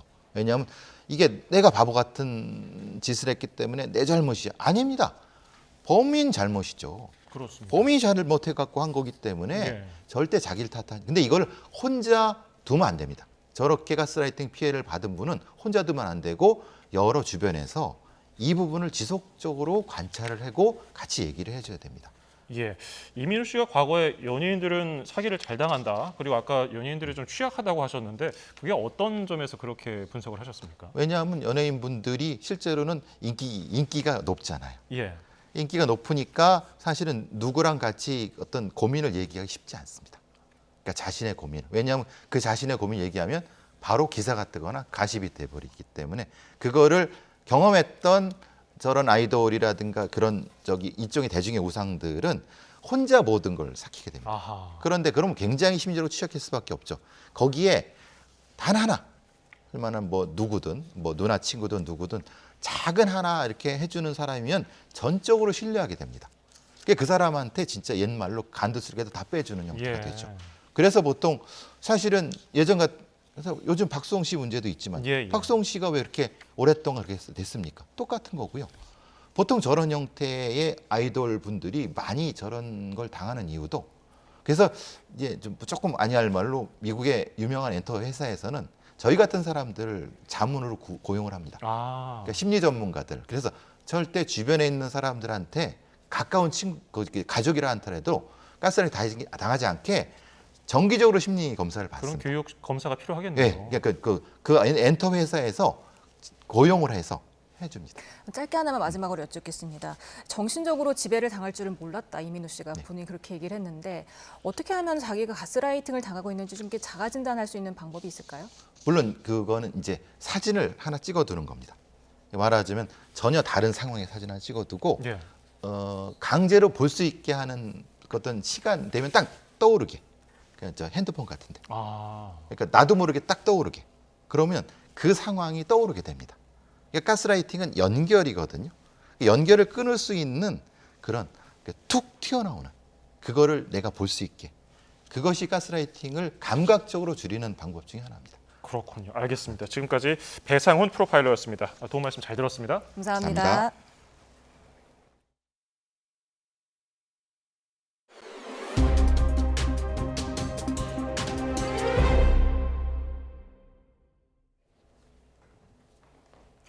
서울시가 국가주의 논란이 일었던 광화문 광장 대형 태극기 개양대 설치 계획을 원점에서 재검토하기로 했습니다. 오세훈 서울시장은 꼭 태극기가 아니어도 된다며 국민 공모를 통해서 국가를 상징할 수 있는 더 나은 대안을 찾겠다고 밝혔습니다. 차정윤 기자입니다. 지난달 서울시가 발표한 높이 100m의 태극기 개양대 조감도입니다. 공개 직후 지나친 애국주의적 발상이다. 시대와 맞지 않는 디자인이다. 다양한 지적이 잇따르자 결국 발표 약 2주 만에 원점 재검토하기로 했습니다. 오세훈 서울시장은 직접 브리핑장에 나와 논란에 대해 해명에 나섰습니다. 태극기에 대해서 그렇게 어떤 선입견이 형성되어 있다는 사실을 굉장히 놀랍게 받아들였는데요. 나라를 상징하는 건 국기인데 그걸 그래서 자연스럽게 그렇게 연상을 해서 사업을 진행시켰던 것인데 그렇게 이견이 많으시다고 하니 서울시는 대국민 공모를 통해 국가 상징 조형물의 대안을 찾는다는 방침입니다. 100m 높이가 아니어도 되고 꼭 태극기로 만들지 않아도 된다는 겁니다. 시는 기둥의 기대로 숨겼다가 위로 뽑아 올리는 형식, 무궁화 조형물 등 다양한 시안을 소개하며 모든 가능성을 열어놓고 있다고 설명했습니다. 다만 대한민국의 정체성을 나타내는 국가 상징 공간은 꼭 필요하다며 사업 자체에는 강한 추진 의지를 밝혔습니다. 광화문 광장에는 이미 2개의 상징 조형물이 있습니다. 2가지가 다 우리 조선시대의 역사적인 인물이십니다. 그런데 정작 대한민국, 다시 말해서 아까 말씀드린 헌법상의 국가 정체성을 상징하는 공간은 사실 없었습니다. 시는 다음 달부터 홈페이지를 통해 시민 의견을 받고 자문기구와 정부 협의를 거쳐 내년 5월에는 착공에 들어간다는 계획입니다. 오 시장은 차기 대선을 의식한 정책이라는 오해를 없애기 위해 조성 시점도 최대한 앞당기겠다고 설명했습니다. YTN 차정은입니다. 정부가 중증이나 응급 환자 치료에 집중할 수 있도록 상급 종합병원에 대한 구조 개혁에 나서기로 했습니다. 중환자실 수가나 어려운 수술의 수가를 높여서 보상을 강화하고 일반 병실을 줄여나간다는 방침입니다. 김주영 기자입니다. 국내 상급 종합병원이 의료 서비스의 공급 방식에 변화를 맞게 됐습니다. 정부가 의료개혁 특별위원회를 통해 상급 종합병원들이 중증 환자와 응급 환자를 중심으로 역할을 하도록 개선에 나선 겁니다. 우선 상급 종합병원 구조 전환에 최우선적으로 역량을 집중하기로 했습니다. 상급 종합병원이 5대 구조 혁신을 추진하면서 안정적으로 운영될 수 있도록 충분한 보상을 하는 것이 주요 골자입니다. 지금까지 상급 종합병원들은 경증 환자부터 중증 환자까지 모두 받아왔습니다. 환자들이 몰리고 의료진에게 과부하가 걸렸던 이유 가운데 하나입니다. 이에 정부는 진료협력병원을 지정하고 중증과 경증 사이의 환자는 해당 협력병원으로 회송하게 할 예정입니다. 상급 종합병원의 일반 병상도 지금보다 5%에서 최대 15%까지 줄이기로 했습니다. 대신 중증 환자와 응급 환자를 상대로 한 치료의 보상은 강화합니다. 중환자실 수가, 중증 수술의 수가는 올리고 응급진료를 위한 의료진의 당직 수가를 도입할 방침입니다. 또 전공의의 과도한 노동이 투입되던 현재 구조를 전문의 중심으로 바꾸고 전공의에게 밀도 있는 수련을 제공하겠다고 약속했습니다. 평균적으로 한 30%에서 40% 정도가 됩니다. 이 전공의 비율이 다른 나라들에 비해서 굉장히 높고 상급종합병원이 환자들한테 질 좋은 서비스를 제공하는데 또 그 장애 요소가 되는 것도 사실입니다. 개혁을 추진할 예산은 건강보험 재정으로 지원할 것이라고 밝혔지만 구체적인 규모나 방식은 검토 단계라고 설명했습니다. 정부는 이번 사업을 오는 9월부터 시범적으로 시작한 뒤 2027년부터 본 사업에 들어간다는 계획입니다. YTN 김주영입니다. 오늘 장마는 대부분 소강 상태를 보였지만 곳곳에 소나기가 내렸습니다. 오늘 밤까지도 경기 북동부와 강원, 충청과 남부 내륙에는 소나기가 지나는 곳이 있겠습니다. 이 지역에서는 우산을 챙겨주시기 바랍니다. 또 밤사이 서울 기온이 23도 이상을 유지할 것으로 보이는데요. 기온 자체는 열대야 수준이 아니지만 체감 온도가 열대야 수준인 25도 이상을 유지하겠고 습도가 높아 더 후텁지근하게 느껴지겠습니다. 내일 낮에는 오늘보다 기온이 더 크게 오릅니다. 수도권과 영서, 충북과 경북에 폭염주의보가 발효 중인 가운데 서울 낮 기온이 31도, 대구 32도까지 오르며 무덥겠습니다. 내일도 제주도에는 오락가락 장맛비가 오겠고 내륙에는 돌풍과 벼락을 동반한 강한 소나기가 쏟아지는 곳이 있겠습니다. 또 소나기가 내리기 전까지 자외선이 무척 강해지겠고 오존 농도도 짙게 나타날 전망입니다. 날씨 정보였습니다.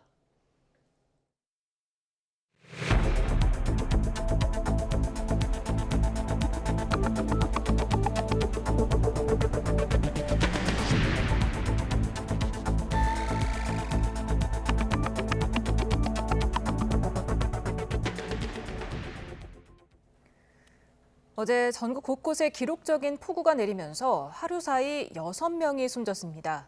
어제 하루 충남 서천과 논산, 금산, 충북 옥천, 광주 동구, 대구 북구에서 각각 1명이 숨졌고 충북 영동에서 1명이 실종된 것으로 집계됐습니다. 행정안전부는 또 이번 비로 주민 4,526명이 산사태와 침수 등에 대비해 일시 대피했고 이 가운데 1,433명은 아직 집으로 돌아가지 못했다고 밝혔습니다. 많게는 300mm의 폭우가 쏟아진 대구와 경북 지역도 본격적인 긴급 복구가 시작됐습니다. 비가 그치자 참혹한 피해 현장이 고스란히 드러났는데요. 망연자실한 주민들은 아직 장마가 끝나지 않았다며 두려움에 떨었습니다. 김근호 기자가 현장 취재했습니다. 집안에 빗물이 가득 들어차 퍼내도 끝이 없습니다. 물에 젖어 썩기 시작한 가구는 물론 벽지까지 다 뜯어내야 합니다. 내일처럼 달려온 자원봉사자들의 손길이 고맙지만 워낙 큰 피해에 일손은 부족하기만 합니다. 산사태가 나갖고 돌이 와르르 우리 집 마당으로 다 이렇게 들어왔어. 방구들이 터져가지고 잠을 잘 수가 없어요. 거기 밥도 해먹을 수 없고 전기도 안 들어오지 물도 없지. 약재 수백 톤을 쌓아뒀던 저온 창고에서 흙탕물이 끝도 없이 쏟아져 나옵니다.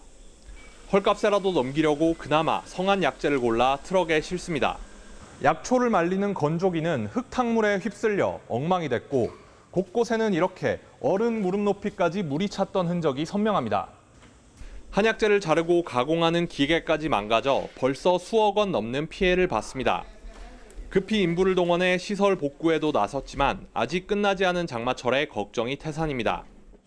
이렇게 복구를 하고 있는데 또다시 올과 같은 일이 생긴다면 이게 두 번 무너지는 거잖아요. 두 번 무너지는 건데 그러다면 저희들은 타격이 상당하겠죠. 전폐 위기까지 갈 수 있지 않겠나.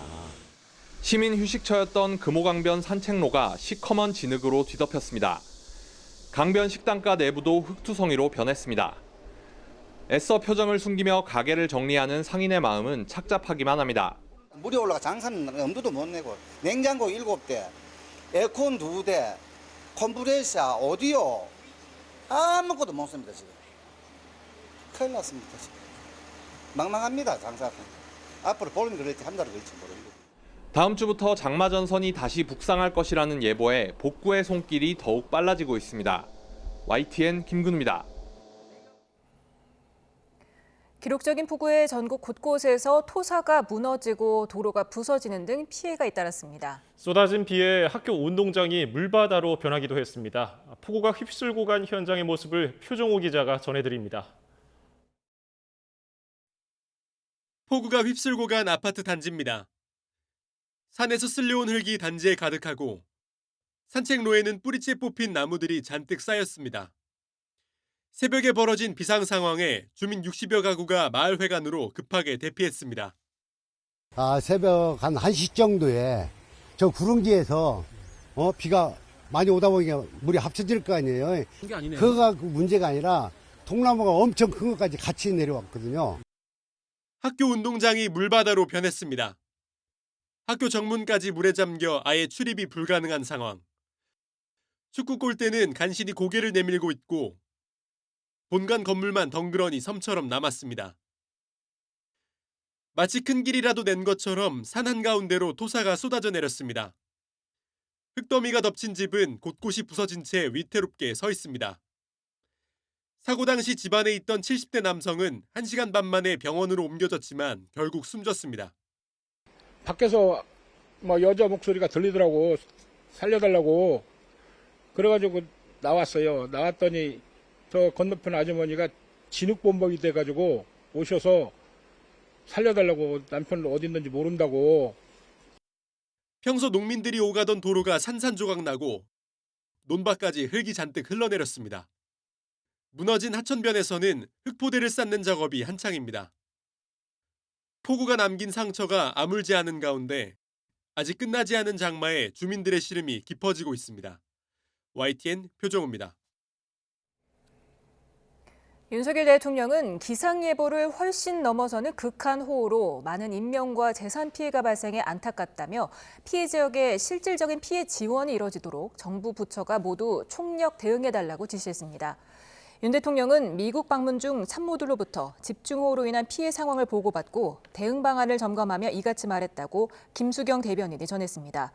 윤 대통령은 이어 주말부터 장마 전선이 다시 북상하기 때문에 추가 피해가 우려된다며 더는 피해가 발생하지 않도록 신속히 응급 복구하라고 밝혔습니다.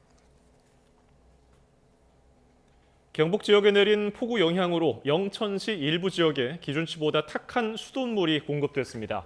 영천시는 청통면, 신영면, 화산면 등 3개 지역에 오늘 오전 한때 기준치를 초과한 탁한 수돗물이 공급됐다고 밝혔습니다. 다만 영천시 상수도 사업소가 이 사실을 제때 공지하지 않아 주민들이 불편을 겪은 것으로 알려졌습니다. 전공의들에 대한 각종 행정명령 철회와 의대생 재적을 막기 위한 여러 대책에도 불구하고 정작 전공의와 의대생들은 돌아올 조짐이 없습니다. 의료 공백 장기화를 넘어서 내년에 새로 배출되는 의사가 크게 줄면서 의료 대란으로 번지는 것 아니냐는 우려가 커지고 있습니다. 홍성기 기자가 보도합니다. 정부는 병원을 떠난 전공의들의 사직 처리 시한은 오는 15일까지라고 다시 한번 못 박았습니다. 수련 병원들이 물리적인 시간 부족을 이유로 시한을 연장해달라고 요청했지만 받아들이지 않은 겁니다. 하반기 전공의 모집 일정에 차질이 없도록 하기 위한 것이라는 게 정부 설명입니다. 각 수련병원에서는 하반기 전공의 모집 일정에 차질이 없도록 7월 15일까지 복귀한 미복귀 전공의에 대한 사직 처리를 완료하여 주시기 바랍니다. 그러나 아직 일선 병원에서 전공의 복귀 움직임은 감지되지 않고 있습니다. 오히려 복귀하지 않겠다는 선언이 나오는 상황. 박단 전공의협의회 비대위원장은 SNS에 의대생들의 국시 거부 관련 기사를 올리고 본인도 돌아가지 않겠다고 밝혔습니다. 의대생들 역시 정부의 유급과 재적 방지 대책들에도 불구하고 복학 움직임은 없습니다. 내년도 국가의사시험에 응시하지 않겠다며 개인정보 제출을 거부한 학생이 95%나 된다는 게 의과대학협의회 주장입니다. 이렇게 되면 전공의 공백 사태가 계속되는 것은 물론 내년에 새로운 의사가 거의 배출되지 않을 가능성도 있습니다. 지금까지와는 또 다른 차원의 의료 공백이 벌어질 수 있다는 겁니다. 정부 입장에서는 의사들에게 또 양보했다는 비판 속에 추가 대책을 내놓기도 어려운 상황이어서 사태 해결 전망은 점점 어두워지고 있습니다. YTN 홍선기입니다. 전기차 배터리의 핵심 광물인 리튬이 울진과 단양에도 꽤 큰 규모로 묻혀 있다는 사실이 확인됐습니다. 실제 생산까지는 넘어야 할 산이 많지만 국내 연구진은 인공지능, AI를 동원해서라도 계속 국내 리튬 광산 발굴을 시도해보겠다는 의지입니다. 장하영 기자입니다.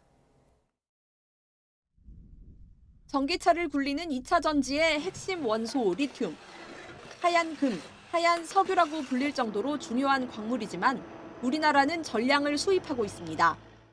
그런데 한국지질자원연구원이 리튬이 있을 걸로 보이는 국내 12곳을 탐사했더니 2곳에서 개발 잠재성이 높은 광상이 발견됐습니다. 경북 울진과 충북 단양입니다. 이 지역에서 얼마나 좀 리튬이 많이 보존되어 있는가를 그 양을 확인을 해야 되기 때문에 저희가 지금 한 50m 간격으로 시료를 지금 쭉 채취를 해야 됩니다. 특히 1940에서 50년대 채굴이 이루어지던 울진 보암광산 인근에서 폭이 최대 60m에 이르는 광채가 확인됐는데 현재 운영 중인 호주나 캐나다 광산의 리튬 함유량에 근접한 수준을 보였습니다. 문제는 경제성 평가를 위한 매장량 확인이 안 된다는 점입니다.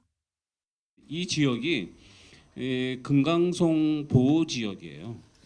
산림청이랑 협의를 많이 했었는데 산림청으로 해서 최종적으로 공문 보내온 거는 시추 불가. 매장 자원 소유권을 국내 작은 기업이 가진 단양 광상의 경우 질은 울진보다 다소 낮지만 매장량만 담보된다면 채굴이 가능할 걸로 봤습니다. 빌 게이츠가 투자한 그런 그 데이터 사이언티스트가 들어가 있고 지질학자가 들어가 있는 그런 그 회사가 있는데 그 회사하고 지금 협업을 통해서 저희는 이제 탐사 시추까지는 할 수가 있으니까. 연구원은 이번에 탐사한 12곳 이외에도 인공지능 AI로 국내 35곳의 후보지를 추렸다며 올해 안에 현장 조사를 통해 가능성이 있는 곳의 매장량을 파악할 계획이라고 밝혔습니다. YTN 장하영입니다. 먹방 유튜버 쯔양이 소속사 대표였던 전 남자친구에게 수년간 폭행과 착취를 당했다고 주장했습니다. 그런데 이른바 사이버 레카 유튜버들이 이를 덮어주는 대가로 뒷돈을 받아내려 했던 정황이 공개됐습니다. 이경국 기자입니다. 않았어요, 정말. 먹방으로 큰 인기를 끌며 1000만 명 넘는 구독자를 가지고 있는 유튜버 쯔양. 새벽 시간 예고에 없던 라이브 방송을 진행했습니다. 쯔양은 전 남자친구 A씨에게 상습 폭행을 당했고 불법 촬영한 영상을 뿌리겠다는 협박도 있었다고 주장했습니다. 이로 인해 한때 A씨가 일하던 술집에서 강제로 일했었다고도 털어놨습니다.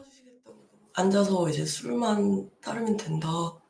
그때 당시에 벌었던 돈 다 뺏어가고 이렇게 맨날 때리면서 협박을 하고. 방송 시작 뒤에도 폭행과 착취는 계속됐고 이후 A씨가 소속사를 차려 모든 수익을 챙겼다며 정산을 받지 못한 돈이 40억 원이 넘는다고도 설명했습니다. 모든 수익의 7%는 그쪽이고 3%는 저다. 그 계약서마저 사실 안 지켜서 4년 동안 매일같이 사실 이런 일이 있었는데 A씨가 주변에 허위 사실을 제보하고 소속사 직원을 협박하는 등 피해가 커지자 쯔양은 결국 2차례에 걸쳐 A씨를 고소했습니다. 하지만 A씨가 지난해 극단적 선택을 하며 사건은 공소권 없음으로 종결됐습니다. 쯔양이 이 같은 내용을 공개한 건 전날 한 유튜브 채널에서 나온 폭로 때문입니다. 사이버레카 유튜버들이 관련 제보를 받은 뒤 이를 덮는 대가로 뒷돈을 챙기려 했다는 사실이 알려진 겁니다. 이번 거는 저 터뜨리면 쯔양 은퇴해야 돼. 그냥 매천은 시원하게 땡기는 게 낫지 않나. 아니 나중에 공갈로 고소할까 봐. 저도 솔직히 이걸 잘해요. 이런 거 잘하는데 뭐 그래서 뭐 GV80도 사고 그런 건데. 유튜버들이 서로 조언을 주고받는 녹취도 공개됐습니다. 이거 엿바꿔 먹는 게 나을 것 같아요? 아니면은? 당연하지. 쯔양 터뜨리고 너 채널 날라가면 뭐 할 거야? 다만 유튜버 구재혁은 쯔양의 잊혀질 권리를 지키려 노력했다며 부끄러운 돈은 받지 않았다는 입장입니다. 검찰에 유튜버들에 대한 고발장이 접수돼 수사가 진행될 예정인 가운데 쯔양은 당분간 활동을 중단할 것으로 전해졌습니다. YTN 이경국입니다. 재벌 3세 행세를 하며 30억 원대 사기 범죄를 저지른 전청조 씨 항소심에서 검찰이 징역 15년의 중형을 구형했습니다. 이에 대해 전 씨 변호인은 언론의 부정적 시각과 사회적 관심이 1심 양형에 영향을 끼쳤을 것 같다며 죄에 합당한 양형만 받도록 해달라고 요청했습니다. 최후 진술 기회를 얻은 전 씨는 유년 시절 사랑이 결핍됐던 탓에 남의 사랑을 받기 위해 무엇이든지 해야 했다며 사랑받기 위해 피해자들에게 금전적 피해를 주었다고 고개를 숙였습니다.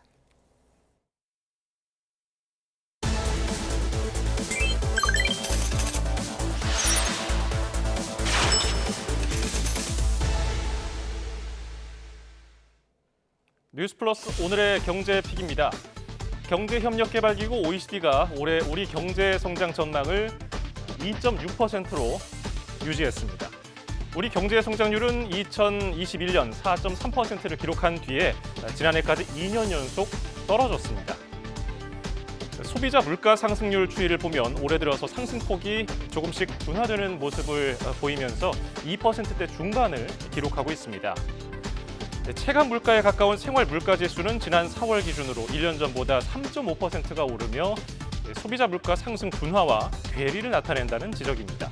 특히 밥상 물가와 직결이 되는 신성식품 지수는 1년 만에 19% 넘게 오르면서 급등세를 이어갔습니다. 하지만 OECD는 누적된 고물가와 고금리에도 하반기부터 내수가 강화될 것이라고 평가했습니다. 금리 역시 올해 말까지 현 수준을 유지하다가 내년 중반까지 연 2.5%로 점진적으로 인하될 것으로 예상된다고 말했습니다. 가계부채와 환율 불안을 이유로 기준금리를 3.5%로 동결한 한국은행보다 시장을 긍정적으로 평가하는 겁니다.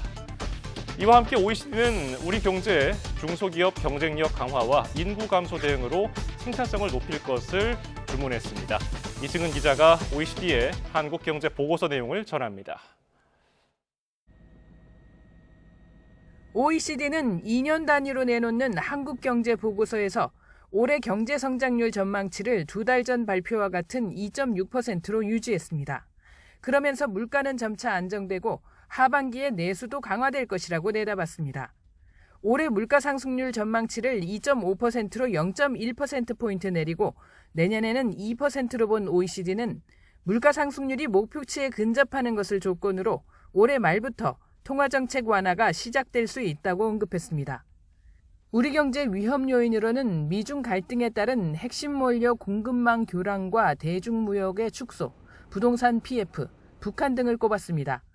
특히 한국 대중국 수출 가운데 상당 부분이 반도체라며 무역 제한의 영향을 받을 수 있다고 분석했습니다. 부동산 PF는 가능성은 낮지만 정책 대응에 따라 심각한 결과를 초래할 수도 있다고 경고했습니다. OECD는 올해와 내년 예산은 적자를 유지할 것으로 예상된다며 올해와 내년은 재정 지출을 억제할 것을 권고했습니다. OECD는 한국 경제 성장을 위해 특히 중소기업의 생산성을 끌어올릴 것을 주문했습니다. 한국의 경우 중소기업이 고용의 85%를 담당하고 있지만 생산성은 대기업의 3분의 1에 불과해 OECD 평균보다 크게 떨어진다는 겁니다. OECD는 중소기업의 각종 지원 제도가 1,646개가 시행되고 있다며 지원책을 엄격하게 관리하고 규제 완화로 시장 경쟁을 높일 것을 주문했습니다. 한국 경제 최대 위협인 저출생에 따른 생산성 저하를 막기 위해서는 여성이 일과 가정을 병행할 수 있도록 제도를 바꿀 것을 주문했습니다.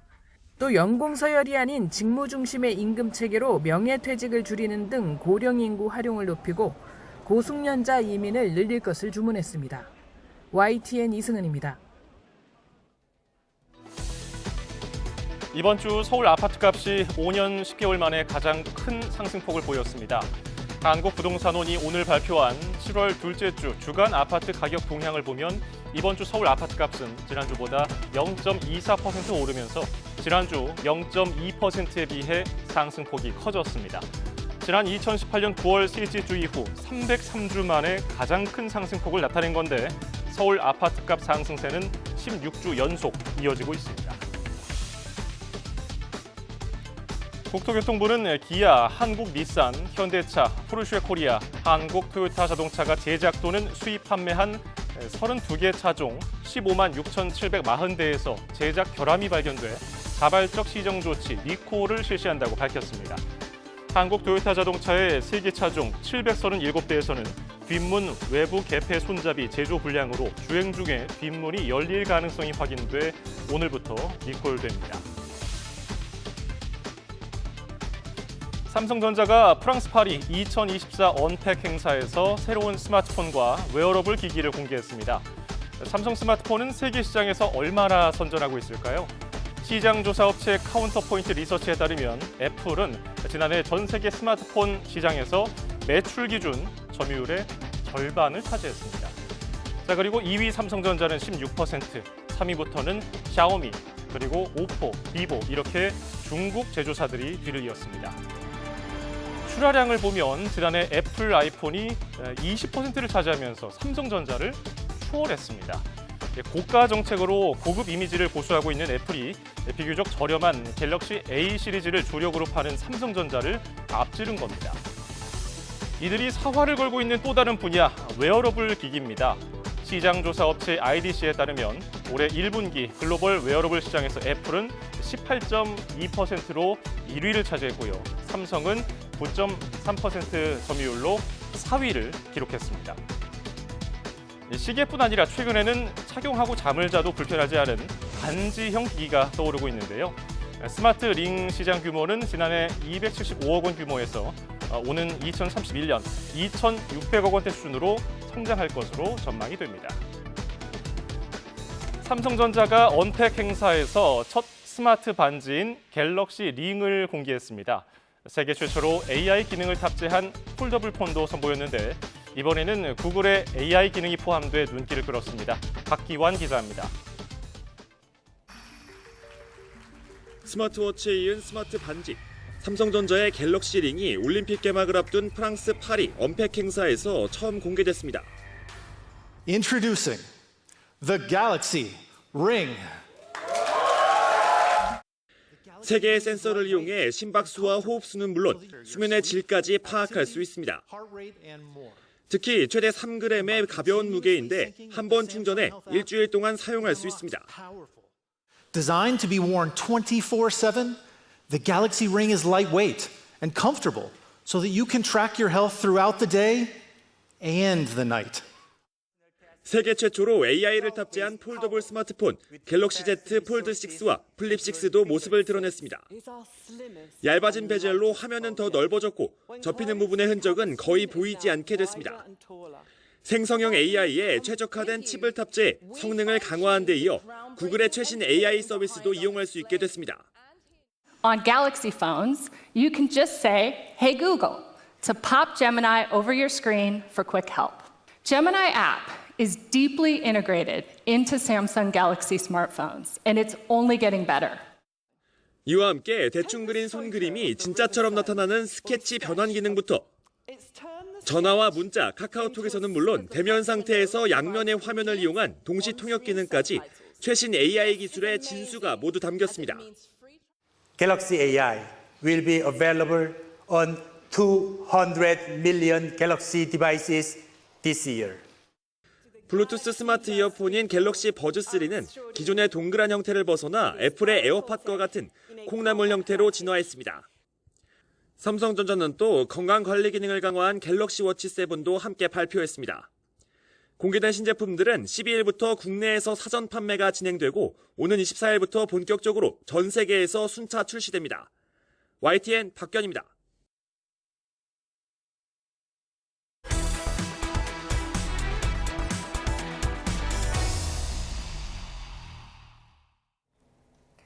국민의힘 원희룡 당대표 후보는 한동훈 후보를 향해 사천 의혹, 사설 여론조성팀 의혹, 김경률 금감원장 추천 의혹 이 세 가지 중 하나라도 사실이면 사퇴하겠느냐고 물었습니다. 원 후보는 SNS에 거짓말이 들통나면 후보직을 내려놓겠느냐며 이같이 적었습니다.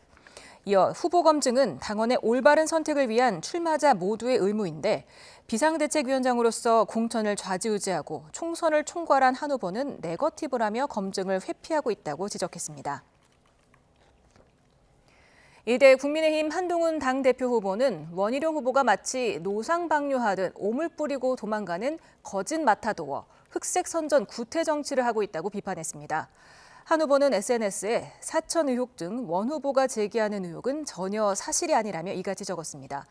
이어 원 후보의 구태 정치 탓에 국민의힘이 싸잡아 비난받는 게 안타깝고 이를 보는 당원과 국민에게도 죄송하다며 자신은 이 같은 정치 행태를 당원 동지들과 함께 변화시키겠다고 강조했습니다.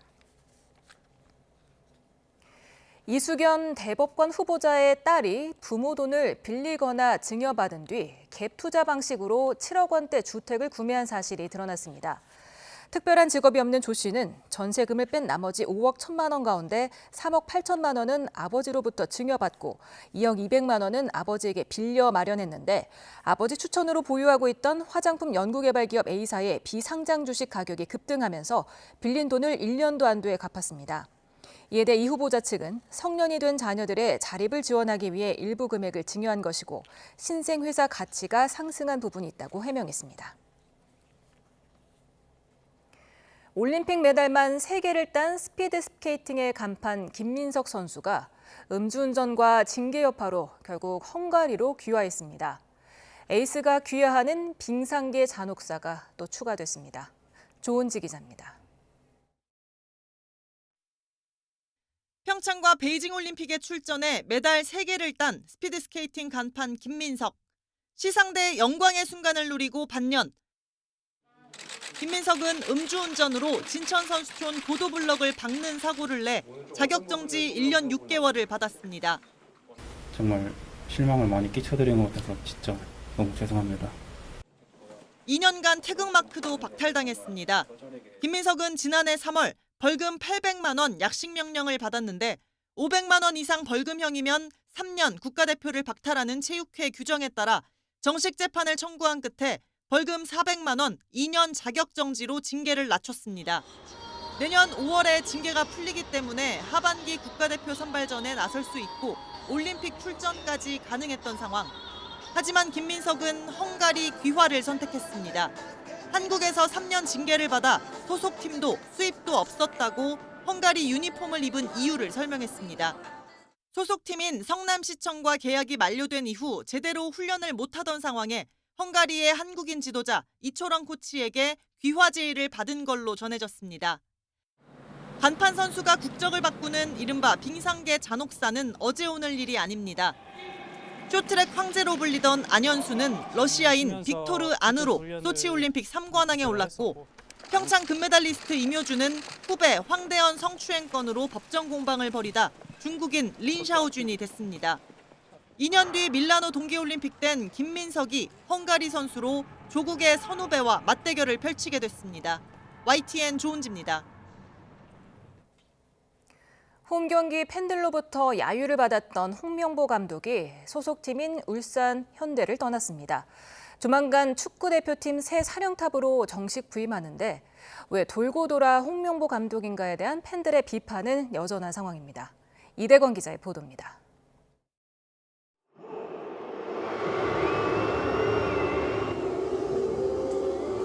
울산 홈 경기를 야유로 시작해 야유로 마무리한 홍명보 감독. 2021 시즌을 앞두고 울산 감독을 맡은 홍 감독은 2022-2023 시즌 2연속 리그 우승까지 이뤄냈습니다. 그만큼 응원의 구호가 한순간에 야유로 바뀐 건 참담한 심정입니다.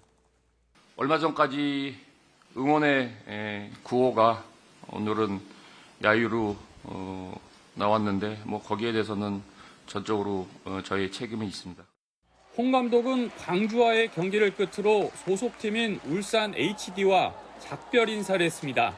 이젠 축구대표팀 새 사령탑을 정식으로 맡게 되는데 이 또한 순탄치 않습니다. 축구협회가 홍 감독을 선임하면서 그 이유를 8가지나 나열했는데 자세히 보면 겹치는 것도 많아 결국 자질과 경험 정도로 요약됩니다. 그럼에도 불구하고 홍 감독 하면 여전히 2014 브라질 월드컵 16강 좌절과 현지 회식 등 당시 여러 논란이 축구팬 기억에 남아 있습니다. 홍명보호 시즌2라는 말이 나오는 이유입니다. 그때 끝나고 후에 그 상황은 굉장히 힘든 상황이었습니다. 솔직한 심정으로는 가고 싶지 않았습니다. 팬들 대부분을 만족시킬 만한 감독 선임이 아니라면 절차적으로 깔끔하게 마무리됐어야 했지만 결과적으로 논란을 더 키웠습니다.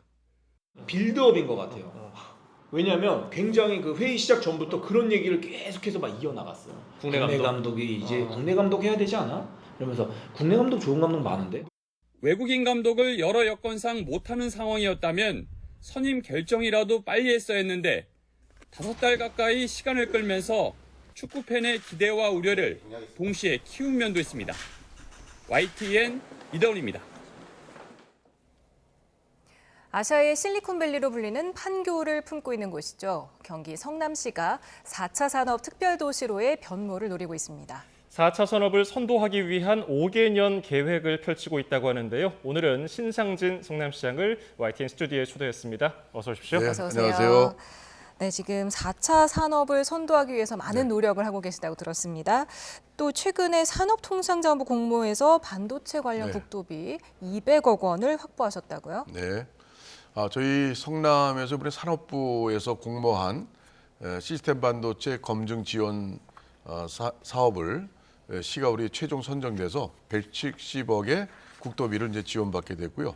또한 이제 산업부에서 똑같이 국방용 시스템 반도체 기반 구축 사업 또 30억 또 지원이 이제 최종 선정이 됐습니다. 그래서 우리 성남시는 명시상부하게 시스템 반도체 산업의 거점 도시로서 선도적인 도시로 나가게 됐고요.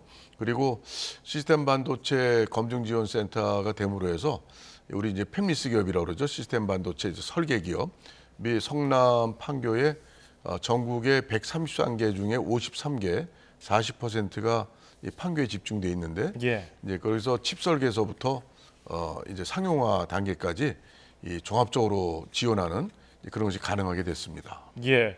이제 차세대 시스템 반도체 생태계 조성을 본격적으로 추진하려고 용역을 또 착수했다고 들었는데 어떤 내용이 주로 담겨 있습니까? 시스템 반도체 지원 그런 플랫폼을 구축하기 위해서 저희가 삼판교라고 지금 한참 공사 중인데 삼판교의 금토동 공공주택지구에 1,400평의 그 자족용지를 여기에 확보해서 거기에다가 우리 시스템 반도체 지원 4차 산업 지원 시설 연구단지를 이제 만들기로 했습니다. 그래서 이제 그것이 되면은 또 이 시스템 반도체 기업들 종합 지원 플랫폼이 형성될 것이고요. 그리고 또 하나는 이제 강소연구 시스템 반도체 그 특구를 정부로부터 지정받기 위한 구축 기본 용역을 지금 또 착수를 이미 했습니다. 그래서 앞으로 이제 인재 양성 시스템 반도체 일할 수 있는 인재 양성과 또 그런 뭐 4차 산업 기술 연구단지라든가 강소 연구 특구 이런 것들이 이제 하나하나 착착 준비되고 있는데 이것들이 이제 되면은 정말 우리 판교는 국가가 해야 될 일, 국가가 나가야 될 그런 산업 발전에 성남이 굉장히 선도적인 앞서 나가는 도시로서 국가의 정말 효자 도시를 만들어가게 되지 않을까 이렇게 생각합니다. 네, 지금 인재 양성을 말씀을 하셨는데 네. 국내 유명 교육기관이랑 연구기관을 네. 성남이 유치를 하셨다면서요? 네. 어떤 기관들이 있습니까? 저희가 이미 뭐 하고 있는 거는 이제 가천대하고 또 한국반도체공학회 이렇게 같이 해서 시스템 반도체 그 인력 양성, 인재 양성을 팹리스 아카데미라고 운영하고 있습니다. 그리고 또한 지난 2월에는 카이스트하고 업무 협약을 해서 판교의 유유부지에 전국에 있는 AI 카이스트 연구원, 인공지능 연구원을 우리가 한 곳에 모아서 지상 8층의 건물을 우리 짓고 2008년에 이제 개원하기로 이렇게 했습니다. 그리고 성균관대학교하고도 이 MOU를 지난 4월에 맺고 성균관대학교고 AI 팹리스 그 혁신 센터를 우리가 구축하기로 했는데 8월부터 이제 운영에 들어갑니다. 이건 정자동에 생기게 되고요, 분당. 또 서강대학교는 저희하고 이제 디지털 판교 디지털 성강대 판교 디지털 혁신 캠퍼스를 만들어서 9월부터 이것도 바로 운영에 들어갑니다. 그또 하나는 이 미국의 그 피츠버그에 있는 그 카네기 멜론 대학이라고 있습니다. 세계 AI 1위 대학인데 거기에 그 ETC 캠퍼스가 우리 판교에 유치하는 노력으로 지난 4월에 거기 학장이 와가지고 우리 성남시하고 MOU를 맺어서 이제 이 카네기 멜론대 ETC 캠퍼스를 판교 캠퍼스를 저희가 유치하는 그런 업무 협약을 했습니다. 그렇군요. 과학고등학교 유치에도 박차를 가하고 있다고 들었습니다. 어떤 내용입니까? 근데 이제 과학고가 전국에 20개가 있는데 인천에 2개, 서울에 2개, 경기도가 인구가 제일 많은데 땅도 넓고 근데 여기에 한 개밖에 현재 없습니다. 의정부에. 그래서 경기도의 과학고를 경기 남부 쪽, 동남부 지역에 경기도 교육청에서 이제 임태교육감이 하겠다는 이제 뜻을 갖고 있기 때문에 저도 부탁을 했지만 우리 성남 분당에 이런 첨단 산업들이 밀집돼 있고 과학의 도시, 첨단 산업의 도시에 성남에 반드시 과학고가 있어야 되겠다. 경기도 하나밖에 있는 게 말이 안 되고 이런 성남보다 더 좋은 여건이 어디 있겠냐 해서 지금 저희가 실무협의체도 구성하고 교육지원청 또 성남시의회 또 교육전문가 학부모들이 참여하는 실무협의체를 운영하고 있습니다. 네, 또 시장님이 의사 출신이시잖아요. 그렇습니다. 그러면 또 시민들의 건강을 또 특별하게 챙기고 계신다면서요. 네, 저희가 아무래도 뭐 지금 건강과 우리가 또 힐링, 여가 선용 이런 것들을 얼마나 우리 이 국가 이 경쟁력 또 국력의 발전에 발맞춰서 잘 하느냐가 참 중요합니다. 그래서 이 우리 황토 맨발로 걷는 길 그걸 작년에 5개, 6개 구축했고 올해 또 5개 7월에 이제 오픈 다 합니다. 그래서 시민들께서 맨발 걷기 굉장히 좋아하세요. 그래서 맨발 걷기 황토길을 동네 권역별로 총 11개 조성을 했습니다. 그리고 또 우리 독감 백신을 우리 92만 성남 시민 전체에게 가장 좋은 4가 백신으로 해서 작년에 접종을 했습니다. 그래서 과거에는 37%, 30몇 프로였는데 작년에 50%가 됐습니다. 그래서 우리 집단 면역을 가능케 하는 그런 수준이다. 이렇게 또 평을 받고 있습니다. 그리고 또 치매 어르신들 또 돈 없으신 분들 걱정하시니까 저소득층 60세 이상 어르신들한테 33만 원 범위 내에서 치매 정밀 감별 진단을 하는데 비용을 대드리고 있습니다. 아, 4가 백신을 모든 시민에게 다 무료로 접종하는 거예요? 그렇습니다. 근데 50%가 접종을 했습니다. 과거에는 30%대 후반, 30% 중반을 접종했었는데 13%가 작년에 예년보다 늘어나서 이 집단 면역의 효과를 갖게 됐습니다. 예, 의사 출신이시니까 황토끼를 맨발로 걸으면은 어디가 좋습니까? 우선 지압 효과가 아주 좋고요. 예. 그리고 요즘에 그 많이들 뭐 떠도는 이야기가 어싱. 그러니까 우리 몸의 활성산소는 음전화, 마이너스 전화인데 이 땅의 흙에는 이제 뭐 양성 전화가 있다. 그래가지고 그것이 이제 활성전자가 이제 활성산소가 우리가 음전화가 우리 몸을 산성화시키고 또 뭐 암도 유발하고 그런다는 이제 뭐 연구들이 있습니다. 그래서 그런 거에 굉장히 시민들이 굉장히 각광을 하고 그래서 뚜렷한 건 뭐 지압 효과는 100% 확실한 거고요. 그리고 그거 하면 저도 해봤는데 잠이 아주 그날 밤 잘 옵니다. 그렇습니까? 이게 불면증 해소에도 아주 최고고 좋습니다. 한번 그렇군요. 성남애들 한번 오십시오. 그리고 또 성남의 솔로몬의 선택이 아주 화제예요. 뭔지 좀 설명 좀 해주세요. 제 딸 때문에 제가 고민했던 문제인데 이 바쁜 직장 생활하는 청년이 이 이성을 만날 기회가 참 잘 없어요. 결혼을 하겠다는 아주 필수적인 그런 어떤 항목으로 인식을 뚜렷이 잘 안 하는 경우도 있고 그래서 결혼에 대한 인식 개선과 또 우리나라가 닥치고 있는 저출생 문제를 극복하는데 청춘 남녀의 만남의 장을 좀 자연스러운 걸 많이 만들자. 그것이 성남에서 시작하면은 다른 데도 많이 할 것이다. 그래서 작년부터 했는데 이제 작년에 한 5번 했는데 또 올해 2번 했고요. 올해 또 6번을 더 할 겁니다.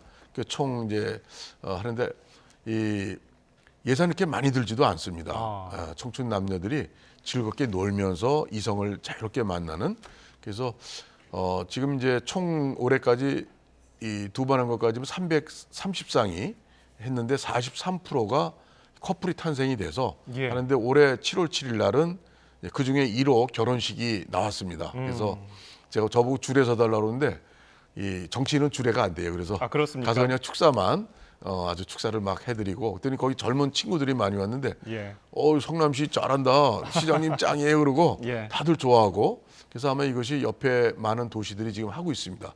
이런 문화가 형성이 된다면 저출생 극복에 조금이라도 도움이 되지 않을까 이렇게 생각합니다. 네, 지금 남은 2년 시정 방향을 좀 짧게 또 마무리해 주시죠.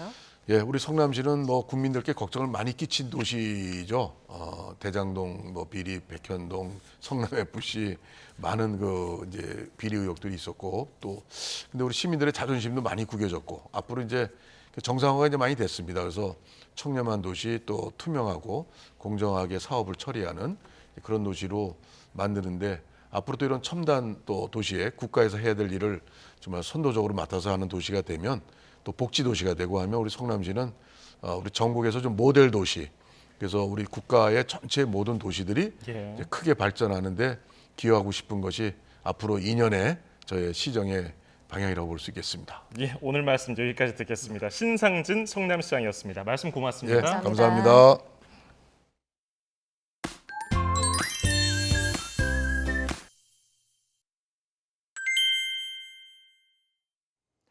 장맛비가 주춤하는 사이 내륙에는 무더위가 고개를 들었습니다. 맞아요. 오늘 오전에는 서울과 경기, 영서에 이어서 충북과 경북에도 폭염주의보가 확대했잖아요. 네, 그렇습니다. 내일은 서울 낮 기온이 31도, 대구는 32도로 오늘보다 더 더워지겠고 습도가 높은 탓에 체감하는 더위는 이보다 더 심하겠습니다. 이렇게 날이 더워지면 시원한 음식을 찾게 되고 특히 아이들은 아이스크림을 많이 먹게 되는데요. 아이스크림에도 세균이 생길 수 있어서 주의가 필요합니다. 맞습니다. 따라서 아이스크림을 살 때도 제조 일자를 꼭 확인하고요. 2년이 넘었다면 피하는 것이 좋습니다.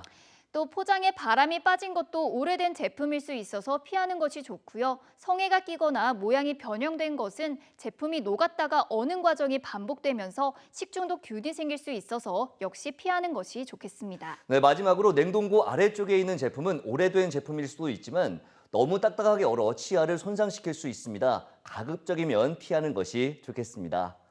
내일도 내륙은 무더위 속에 요란한 소나기가 지나겠습니다. 비의 양은 5에서 40mm로 돌풍과 벼락을 동반하며 강하게 쏟아질 수 있어 주의가 필요합니다. 반면 제주도는 정체전선의 영향으로 오락가락 장맛비가 이어지겠습니다. 다음 주 초반에는 정체전선이 다시 북상하면서 전국에 또다시 장맛비가 내리겠고요. 비가 소강 상태를 보이는 지역에서는 30도 안팎의 무더위가 나타날 전망입니다. 지금까지 날씨 캔버스의 신미림, 김수현이었습니다. 뉴스 플러스를 마칩니다. 시청해주신 여러분 고맙습니다.